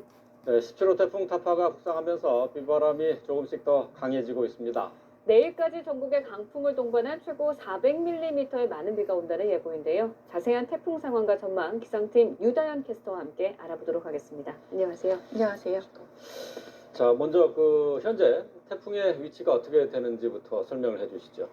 네, 태풍 타파는 현재 중형급의 강한 세력을 유지한 채 북서진하고 있습니다. 현재 태풍의 위치와 또 앞으로의 진로도 함께 살펴보도록 할게요. 네, 태풍은 현재 서귀포 남쪽 약 330km 부근 해상에서 북동진하고 있습니다. 오늘 오후에는 제주도 동쪽 부근을 지나서 밤에는 부산을 스치듯 지나겠고요. 밤 사이에는 대한해협을 통과할 것으로 보이는데요. 이 지역별 태풍 최근접 시각 살펴보도록 하겠습니다. 제주도 서귀포가 오늘 오후 3시쯤 되겠고 여수가 저녁 7시, 부산 밤 10시, 강릉은 내일 새벽 1시가 되겠습니다. 네, 남부와 제주도는 이미 비가 좀 많이 온 것 같고 바람도 굉장히 강한 것 같은데 비가 얼마큼 내린 겁니까? 네, 아직 태풍의 이 강풍 반경이 350km나 되는데 그나마 좀 태풍과 인접한 남부와 제주도에는 이미 강풍을 동반한 많은 비가 오고 있습니다. 시간당 보통 20에서 30mm 정도의 비가 내려도 우산이 소용없을 정도의 장대비인데요. 현재 제주 산간을 중심으로는 1시간에 40mm 안팎의 세찬 비가 쏟아지고 있습니다. 이 비가 얼마나 왔나 살펴보면 제주 한라 생태숲에는 어제부터 지금까지 400mm 안팎의 물폭탄이 쏟아졌고요. 경남 산청과 전남 여수 등 남해안도 100mm가 넘는 많은 비가 왔습니다. 현재 레이더 영상도 살펴보도록 하겠습니다.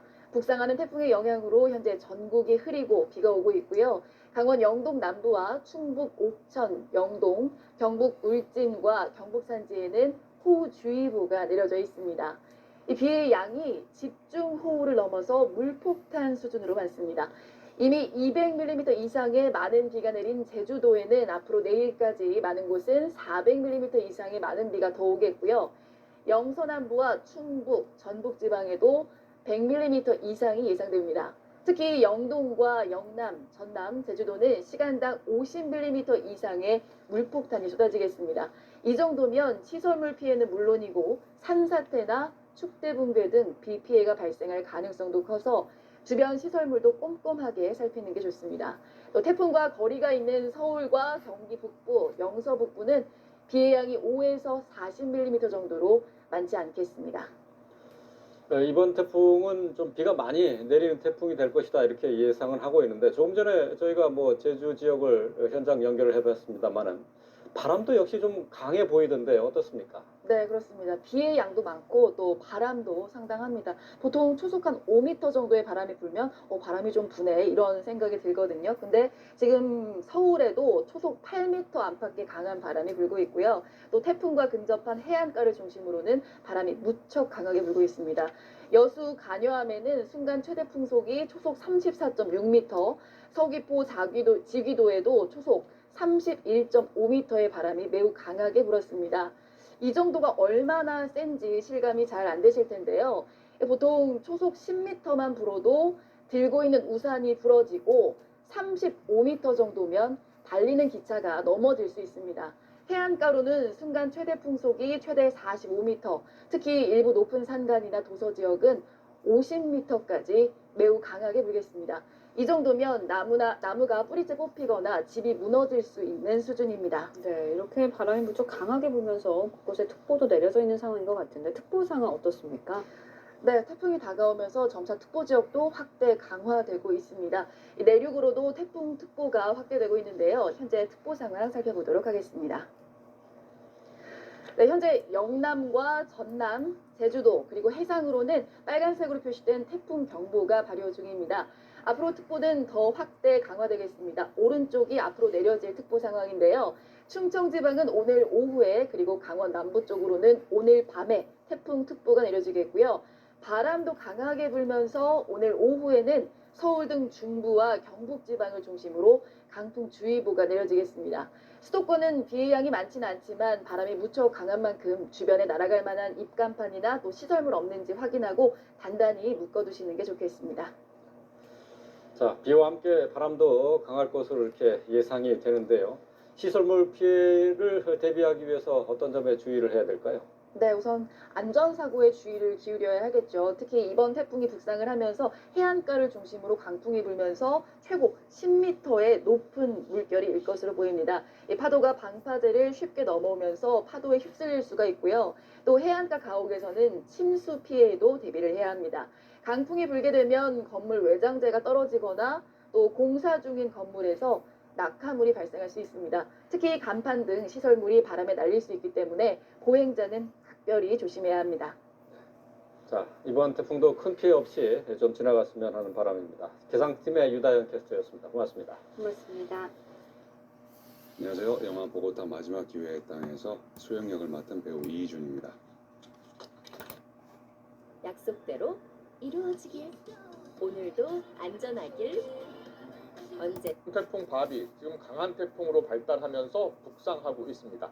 서해로 올라오면서 내일과 모레 전국에 비바람 피해가 우려되고 있는 상황입니다. 그런데 태풍이 북한에 상륙하지 않고 조금 더 서쪽으로 북상할 것이라는 예측도 나오고 있습니다. 취재기자와 함께 태풍 상황 그리고 진로에 대해서 알아보도록 하겠습니다.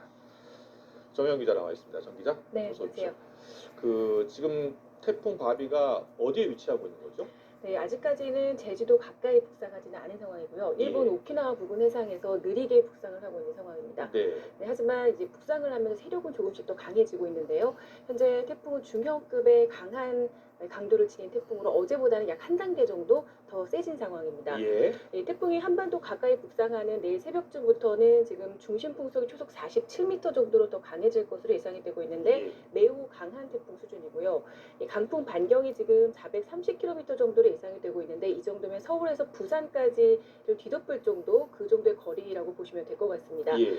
네, 이로 인해서 지금 제주도 먼바다에는 태풍 경보가 내려졌고요. 예. 그 밖에 서울 등 내륙과 또 전 해상을 중심으로도 태풍주의보, 그러니까 예비특보가 이미 내려져 있는 상황입니다. 그렇군요. 제주도는 오늘 밤 그리고 내륙은 내일 오전부터 점차 태풍특보가 더 내려질 것으로 현재 예상되고 있습니다. 네, 기상청이 예측한 태풍 진로를 보면요, 서해안에 근접해서 북상한 뒤에 원래는 이제 북한 황해도에 이렇게 네, 맞습니다. 상륙한다는 것이었는데 약간의 변화가 예상된다고요?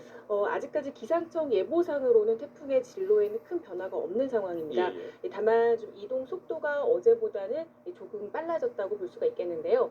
기상청은 태풍 바비가 26일, 그러니까 내일 오후에 제주도 서쪽을 지나서 서해로 진출해서 서해안을 따라 북상할 것으로 예상을 하고 있습니다.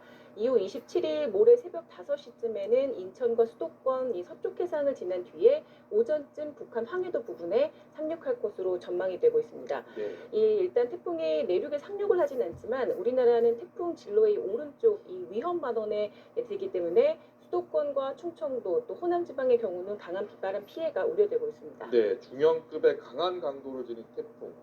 아주 비바람이 몰아칠 것으로 좀 예상이 되고 있는데 진로가 만약에 수정된다면 어디로 이렇게 향할 것으로 보입니까? 네, 지금 기상청은 아직까지 큰 변화가 없지만 해외 예측 모델을 좀 보면은 조금 차이를 보이고 있습니다. 제가 그래서 그래픽을 준비를 했는데요. 예. 보면서 설명을 드리겠습니다.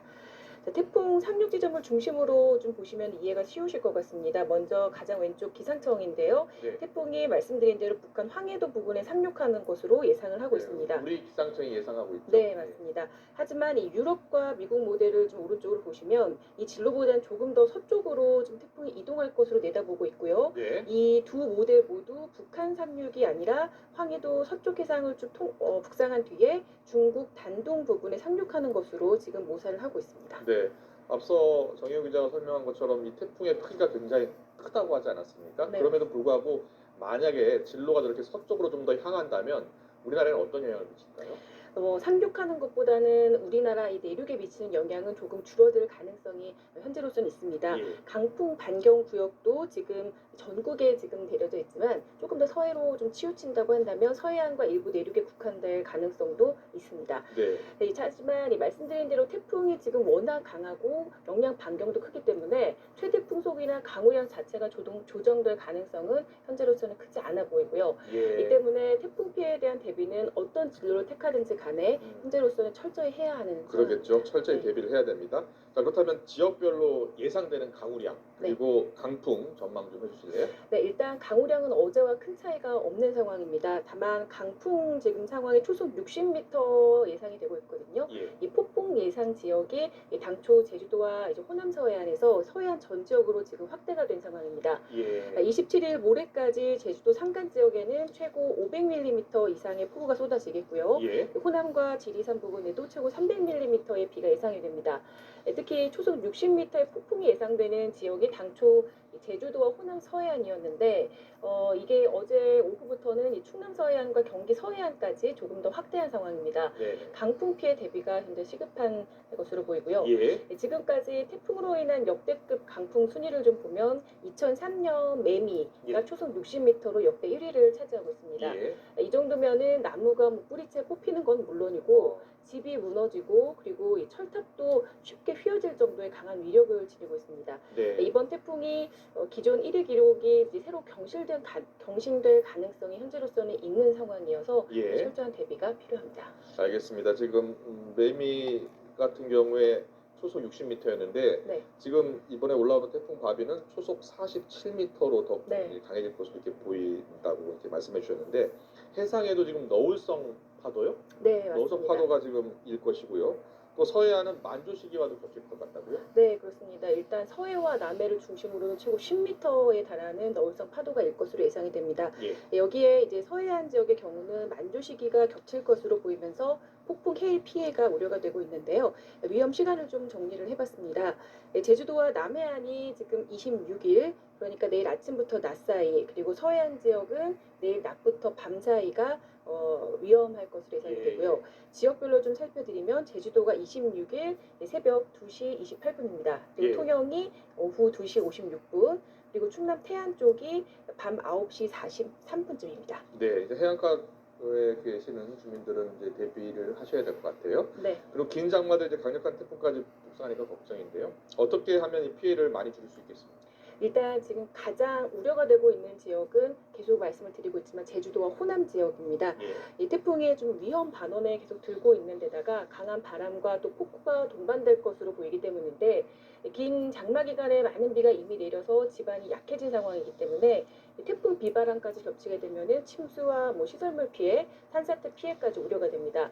또 앞서 말씀드렸지만 충청과 수도권 지역도 태풍 이동의 진로에 좀 가까워지면서 이 강풍 폭풍 우려 지역으로 지금 분류가 된 상황이기 때문에 예. 철저한 대비가 필요할 것으로 보입니다.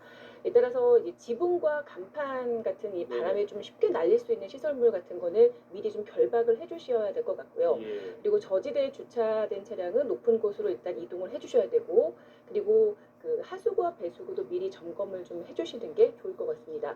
다만 이 태풍이 북상한 뒤에도 하시는 분들이 계십니다.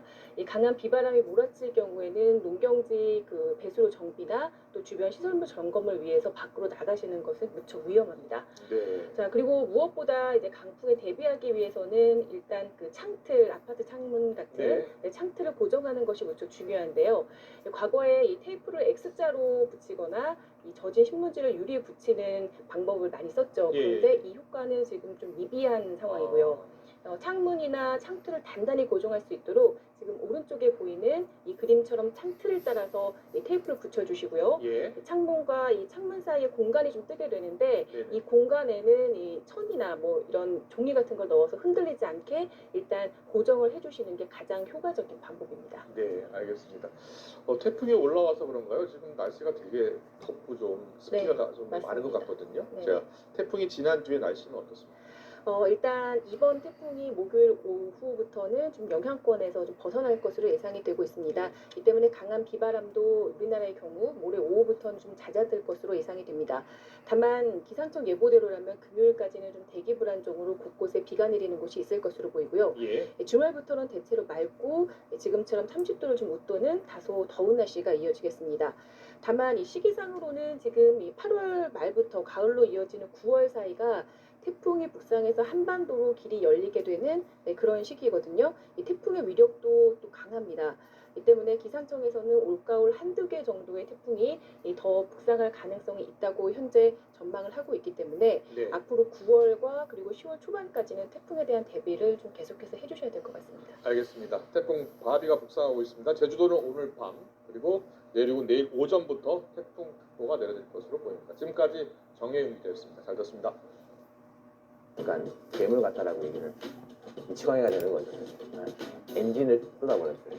저희 아버지가 보시면은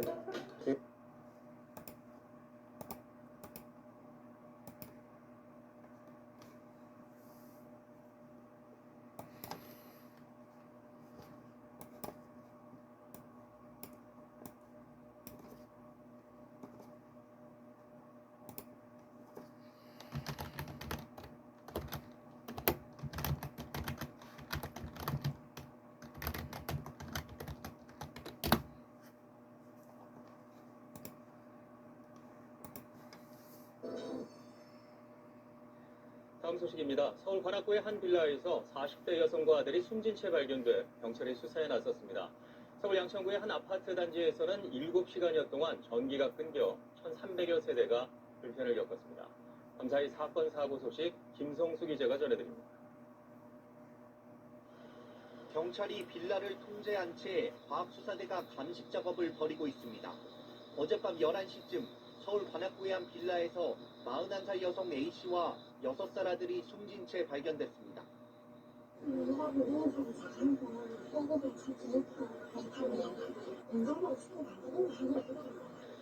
경찰은 숨진 여성의 남편 등을 상대로 조사를 벌이는 한편 정확한 사망 원인을 확인하고 있습니다. 아파트 한 동 전체가 짙은 어둠에 휩싸였습니다. 어제 오후 7시 10분쯤 서울시 양천구의 한 아파트에 전기 공급이 끊겨 7시간 만에 복구됐습니다. 한계동에서 220여 세대의 전기 공급이 끊겼다가 복구 작업을 진행하며 6개 동 1,300여 세대가 추가로 단전돼 주민들이 밤사이 불편을 겪었습니다.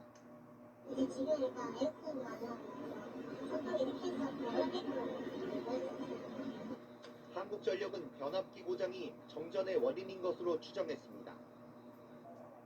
앞서 어제 저녁 7시쯤엔 서울 노원구 중계동의 14층짜리 아파트 8층에서 불이 나 40분 만에 진화됐습니다. 이 불로 집안에 있던 70살 박모 씨가 2도 화상을 입었고 15살 민모양이 연기를 마셔 병원으로 옮겨졌습니다. 소방당국은 불이 거실에서 시작된 것으로 보고 화재 원인을 조사 중입니다. 오늘 새벽 2시 10분쯤에는 경기 성남시 분당구에서 혼자서 유치원 통학버스를 몰던 B씨가 백현 지하차도 입구로 추락해 숨졌습니다. 경찰은 B씨가 지하차도 위 도로에서 난간을 들이받은 뒤 4.5m 아래로 추락한 것으로 보고 있습니다. KBS 뉴스 김성수입니다. 밤사이 사건 사고 소식이 많았습니다. 먼저 강원도 춘천으로 가봅니다. 어제 저녁 7시쯤에 아파트 엘리베이터 안에서요, 여자 초등학생이 흉기에 찔려서 크게 다치는 일이 있었습니다. 자, 이 학생은 응급수술을 받았고 현재 회복하는 중이라고 합니다. 범행을 저지른 용의자는 고등학생입니다. 이게 우발적이었는지 계획적이었는지 피습의 이유는 무엇인지 아무것도 모릅니다. 범행을 저지르자마자 인근 아파트로 달아나서 몸을 던졌고요. 숨졌습니다. 김홍래 기자가 보도합니다.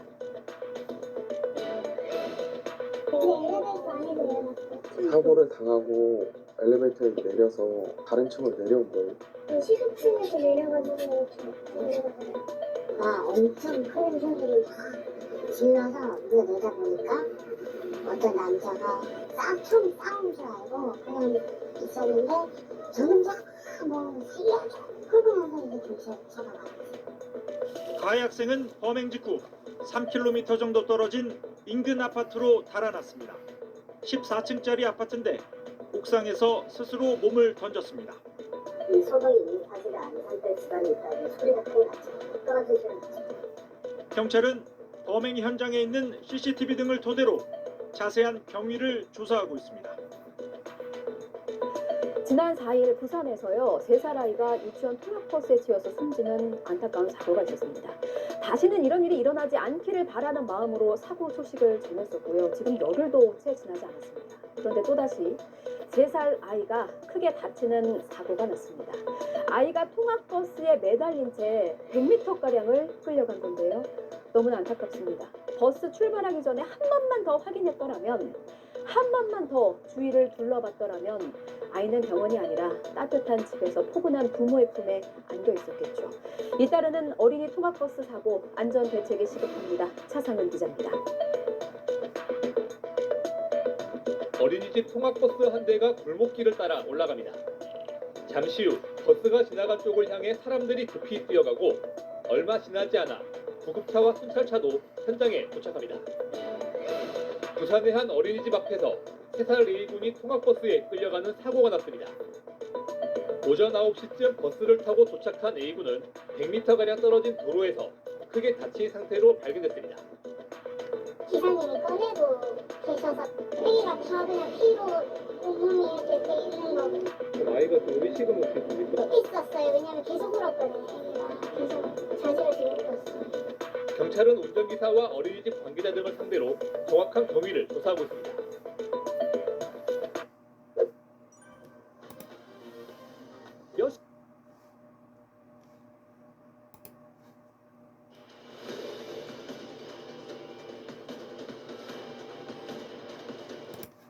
어제 저녁 제주에서 시내버스 2대와 화물차 2대가 잇따라 추돌하는 대형 교통사고가 났습니다.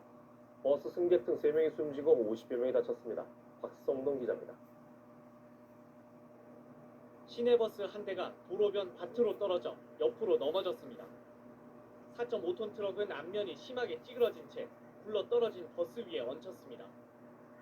버스에서 가까스로 빠져나온 승객들은 망연자실한 채 도로 여기저기에 주저앉았습니다. 안 아프세요? 어디 가세요? 머리가 아파? 일부는 들것에 실려 구급차에 옮겨집니다. 인사분인데 한번 설명 좀만. 어디? 바로 못 놓으시겠어? 저기 거동 안 돼요, 저기도. 사고가 난 것은 어제 오후 6시쯤 제주대학교 입구 사거리 부근 516 도로에서 4.5톤 화물차와 1톤 화물차, 시내버스 2대가 잇따라 부딪혔습니다. 이 사고로 버스 승객 등 3명이 병원으로 옮겨졌지만 숨졌고 59명이 중경상을 입었습니다. 버스에는 수업을 마치고 귀가하던 제주대학교 학생들도 다수 탔던 것으로 전해졌습니다. 있는 게시판 보고서 왔는데 사건이 꽤 큰 사건인 것 같아서 걱정이에요. 경찰은 한라산에서 제주시내 방면으로 달리던 4.5톤 트럭이 1톤 화물차와 승객을 태우기 위해 버스 정류소에 정차 중이던 시내버스를 잇따라 들이받은 것으로 보고 있습니다. 사고 모습이 담긴 CCTV 영상을 확보한 경찰은 4.5톤 트럭이 속도를 줄이지 못한 채 사고를 냈고 신호 위반은 아니었던 것으로 파악했습니다. 가드레일이 있었습니다. 가드레일을 구름책에서 조성자가 많이 발생했습니다. 경찰은 제동장치가 말을 듣지 않았다는 4.5톤 트럭 운전자의 말에 따라 내리막길에서 브레이크 과열로 사고가 난 것으로 추정하고 국립과학수사연구원과 사고 차량을 정밀 감식해 정확한 사고 원인을 조사할 계획입니다. MBC 뉴스 박성동입니다.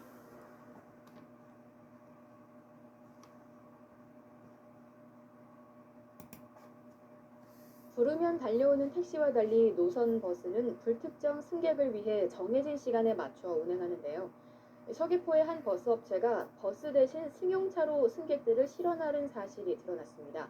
이면희 기자가 취재했습니다. 서귀포시 남원의 파레리와 휴에리를 오가는 시내버스입니다. 이 노선버스는 지난 4월 한 달간 하루 걸러 한 번꼴로 운행하지 않았습니다. 대신 승용차가 버스를 대신해 승객들을 태웠습니다. 방식은 이렇습니다. 버스가 오지 않는다는 항의 전화가 버스 업체에 걸려옵니다. 그럼 버스 기사가 자신의 자가용을 몰거나 내근 직원이 회사 승용차를 몰고 해당 승객들을 태워줍니다. 2개 노선에서 최소 21차례 이 같은 변칙 운행이 진행됐습니다. 일부 기사들은 반발했지만 무시됐습니다. 한 부분은 있겠지만 이를 불법이 아니다라고 생각을 했다 그러면 이거는 기사로서에 맡을 수 없는 부분입니다. 업체 측은 버스 고장으로 노선 결행이 발생해 승객 불편을 줄이기 위해 승용차를 투입했다고 해명했습니다. 노선버스 운영 정상화 방안을 제주도에 조만간 제출할 계획이라고도 밝혔습니다. 하지만 여객 자동차법상 자가용 승용차의 노선버스 운행은 엄연히 불법입니다. 특히 보험 적용이 안 되기 때문에 사고가 날 경우 승객들의 피해를 보전할 방법도 마땅치 않습니다. 있을 수가 없는 얘기입니다. 운행을 해서는 안 되는 겁니다. 이 시민들이 다치면 누가 책임을 질 것이며. 해당 버스업체는 버스 중공영제 협약으로 300억 원 넘는 보조금까지 지원받았습니다. 뒤늦게 문제를 인식한 제주도는 법을 위반한 것에 대한 사유를 밝히라는 공문을 해당 버스업체에 통지했습니다. KBS 뉴스 이면입니다. 금값이던 설탕을 누구나 먹기 쉽게 만들다 보니 너무 많이. 시청자 여러분 안녕하십니까? 7시 뉴스 제주 시작합니다. 제주도가 대중교통을 활성화하기 위해 연간 1,000억 원을 들여 버스 준공영제를 운영하고 있지만 이용 불편은 여전하고 버스업체에 배만 불린다는 비판이 이어지고 있습니다. 이를 개선하기 위해 대대적인 손질이 필요하다는 연구 용역 결과가 나왔습니다. 보조금을 줄이고 요금을 인상하는 방안도 검토되고 있습니다. 첫 소식 안소연 기자입니다. 2017년 제주도가 대중교통 이용객 1억 명을 목표로 추진한 버스 준공영제. 버스 회사에 재정을 지원해 이용객들의 편의를 높이는 게 핵심이었습니다. 도내 버스 대수는 870여 대로 준공영제 시행 전보다 60% 넘게 늘고 종사자도 1,600여 명으로 2.5배가량 증가했습니다. 이를 위해 연간 1,000억 원의 보조금이 투입됐지만 5년이 지나 받아든 성적표는 초라합니다. 제주도가 공개한 연구 용역 결과를 보면 버스 이용객 수는 5,300만여 명으로 준공영제 시행 전인 2016년보다 되려 300만 명이나 줄었습니다. 무슨 이유에서일까? 용역지는 동서축과 평화로, 번영로에 노선이 편중된 데다 장거리 통행이 전체의 10% 수준에 그치다 보니 여전히 승용차에 의존하고 있다고 지적했습니다. 또 배차 시 이용객이 많은 시간대를 고려하지 않고 서귀포 지선과 읍면 지선, 관광 순환버스와 심야버스는 평균 이용객이 10명도 되지 않아 효율성이 떨어진다고 분석했습니다. 더욱이 다른 지자체에 비해 요금이 저렴하고 이용객의 28%가 무임 승객이다 보니 재정 부담이 크다는 의견이 나왔습니다. 이런 가운데 운송 원가에 포함된 버스회사 임원 인건비는 다른 지역보다 높고 버스 보유 대수당 재정지원금도 1억 1,500만 원으로 전국에서 가장 높아 부담을 가중시키는 것으로 나타났습니다. 제주도는 이 같은 지적을 토대로 노선과 운영 방식 등을 재설정해 수요를 10% 늘리는 한편 보조금을 20%가량 줄이고 요금을 소폭 인상해 재정 부담을 완화하겠다는 계획입니다. 이용객이 많으면 수입이 올라가고 또한 그 일반 관리비라든지 아까 지적한 임원 인건비라든지 아주 투명성을 확보하고 절감을 하다 보면은 현재 14% 수준에 그치고 있는 대중교통 수단 분담률을 높이기 위해선 정시성 등 서비스 수준을 높이는 방안도 요구되고 있습니다. 수단 분담률을 늘리기 위해 가지고는 버스의 편의성 가장 중요하거든요. 버스 서비스 수준이 높아야 버스 이용률이 높아지는데 제주도는 앞으로 6차례 도민공청회와 전문가 자문을 거쳐 올해 말까지 최종 개선 계획을 수립할 계획입니다. KBS 뉴스 안서연입니다.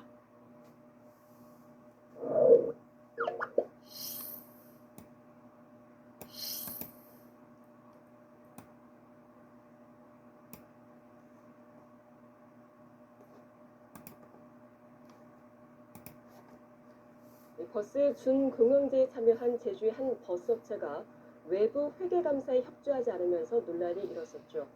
이 업체에 한 재감사 결과 존속 능력에 의문을 제기하는 감사 의견이 나왔습니다. 보도에 이면희 기자입니다. 서귀포 지역 13개 버스 노선과 심야버스를 운행하는 버스업체입니다. 1년 동안의 버스 운송 수입의 4배가 넘는 110억 원가량을 준공영제 재정지원금을 받아 적자를 해결해오고 있습니다. 이 업체는 2020 회계연도 감사에서 적자가 쌓여 자본금이 바닥나는 완전 자본 잠식 상태로 존속할 수 있을지에 대해 불확실하다는 환정 의견을 받았습니다. 지난 4월 외부 회계감사에선 이 업체로부터 충분하고 적합한 감사 증거를 입수할 수 없다며 회계법인이 감사 의견을 거절하는 상황까지 나와 논란을 빚었습니다. 이후 진행대에 발행된 감사 보고서를 봤습니다. 재무제표 감사 결과 이 회사가 존속할 수 있을지에 대해 불확실성을 짚는 의견이 담겼습니다. 지난해 말 기준 이 업체의 순손실만 19억 원, 1년 내 갚아야 할 빚인 유동부채도 총 자산보다 31억 원 더 많은 점을 근거로 제시했습니다. 여기에 제주도가 이 업체에 재정지원금 환수와 제지금 등으로 47억 원을 부과한 점도 이유로 들었습니다. 이에 해당 버스업체 측은 추가 투자를 추진하고 있고 제주도의 보조금 회수 조치와 관련해선 법적으로 대응해 나갈 것이라고 밝혔습니다. 일단 투자는 지금 좀 더 이루어져야 되는 부분이 있고요. 그리고 그 전에 지금 저희가 지금 관련 이 행정소송 자체가 일단 어떤 식으로 결론이 나야지 될 것 같습니다. 보조금 환수 처분에 대한 취소 소송을 비롯해 이 업체와 제주도 사이 행정소송 4건이 진행되고 있습니다. KBS 뉴스 이면입니다.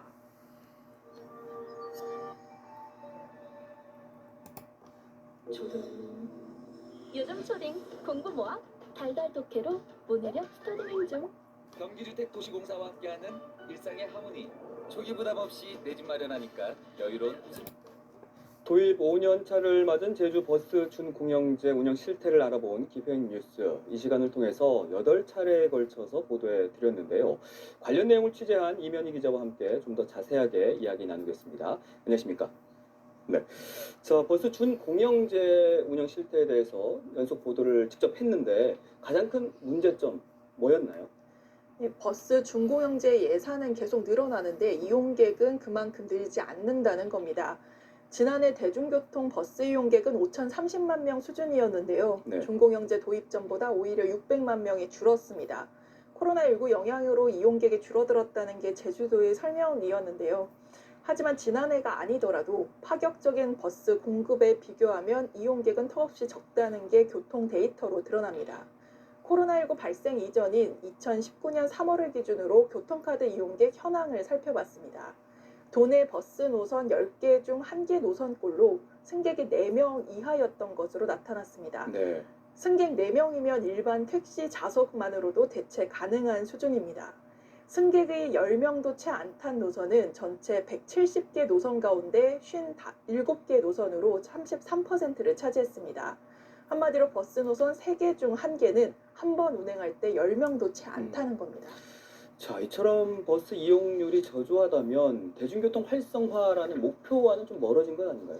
네, 그렇습니다. 이제 버스 준공영제 도입 취지가 대중교통 활성화였는데요. 그렇죠. 지금까지 결과만 보면 그 목표를 이끌어냈는지 의문입니다. 대중교통 활성화를 알아보는 국가 통계 지표 중에 하나로 수송 분담률이 있습니다. 승용차나 택시, 버스 등 각 교통수단의 여객 수송 실적을 비교할 수 있는 중요한 수치입니다. 지난해 제주 지역 버스 수송 분담률은 14% 수준이었습니다. 여기에 또 전세 버스를 빼고 나면 노선 버스만은 절반 수준인 7%대로 뚝 떨어집니다. 반면에 또 승용차 수송 분담률은 48%대로 전체의 절반 가까운 비중을 여전히 차지하고 있습니다. 네, 대중교통 이용은 지지부진한데 준공영제 보조금으로 들어가는 예산은 이제 매년 1,000억 원 가까이가 된다는 거죠. 네, 그렇습니다. 거리 지나실 때 승객 1명 없는 텅 빈 버스 보실 수 있으실 텐데요. 이렇게 빈 버스 운행에 들어가는 비용, 즉 손실금을 제주도가 세금으로 보전해주고 있습니다. 특히 제주도는 준공영제 도입과 함께 도내 버스 대수를 300대 넘게 늘렸습니다. 2015년을 기준으로 400여 대의 버스 수와 비교하면 2배 가까이나 는 겁니다.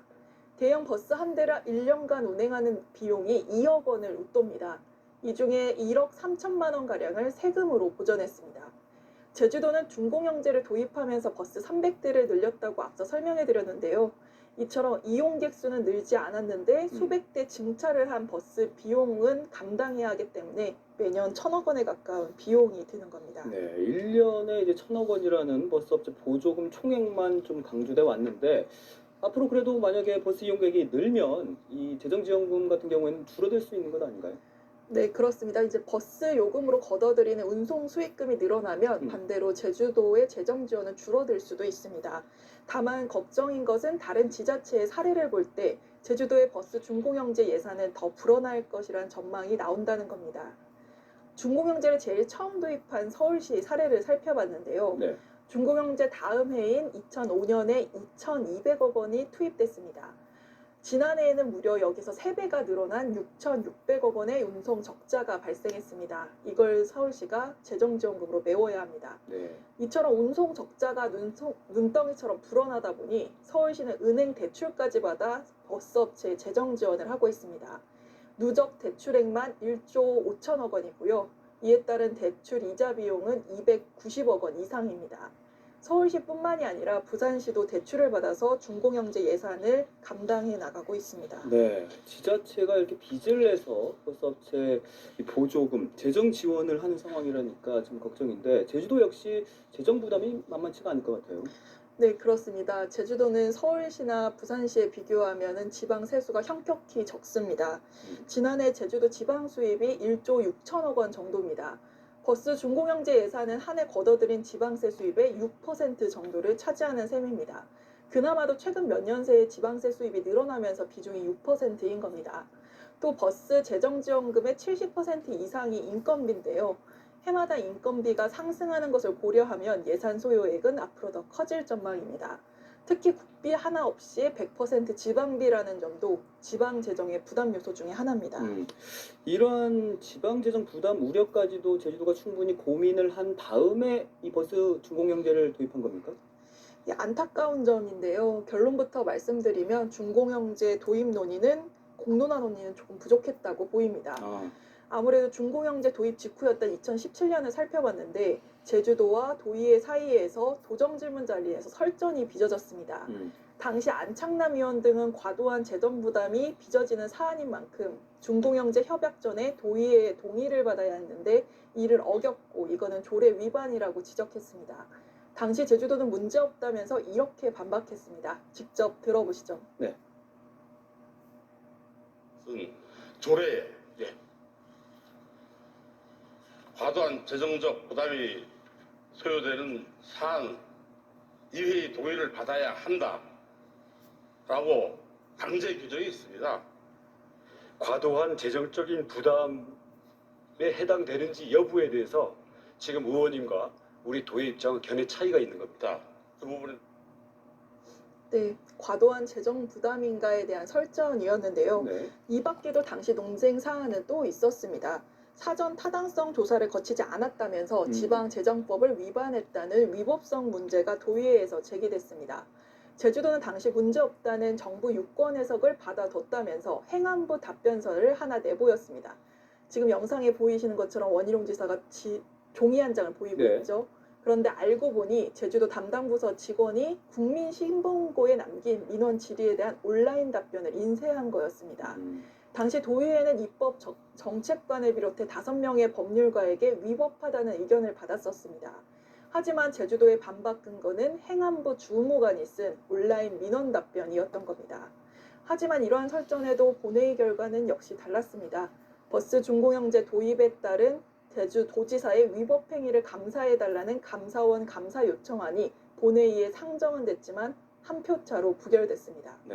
이로써 준공영제 도입을 둘러싼 도와 도의회 간 충돌은 일단락이 됐습니다. 자, 이쯤 되면 제주도에서 어떤 대책을 내놔야 하는 것 아닙니까?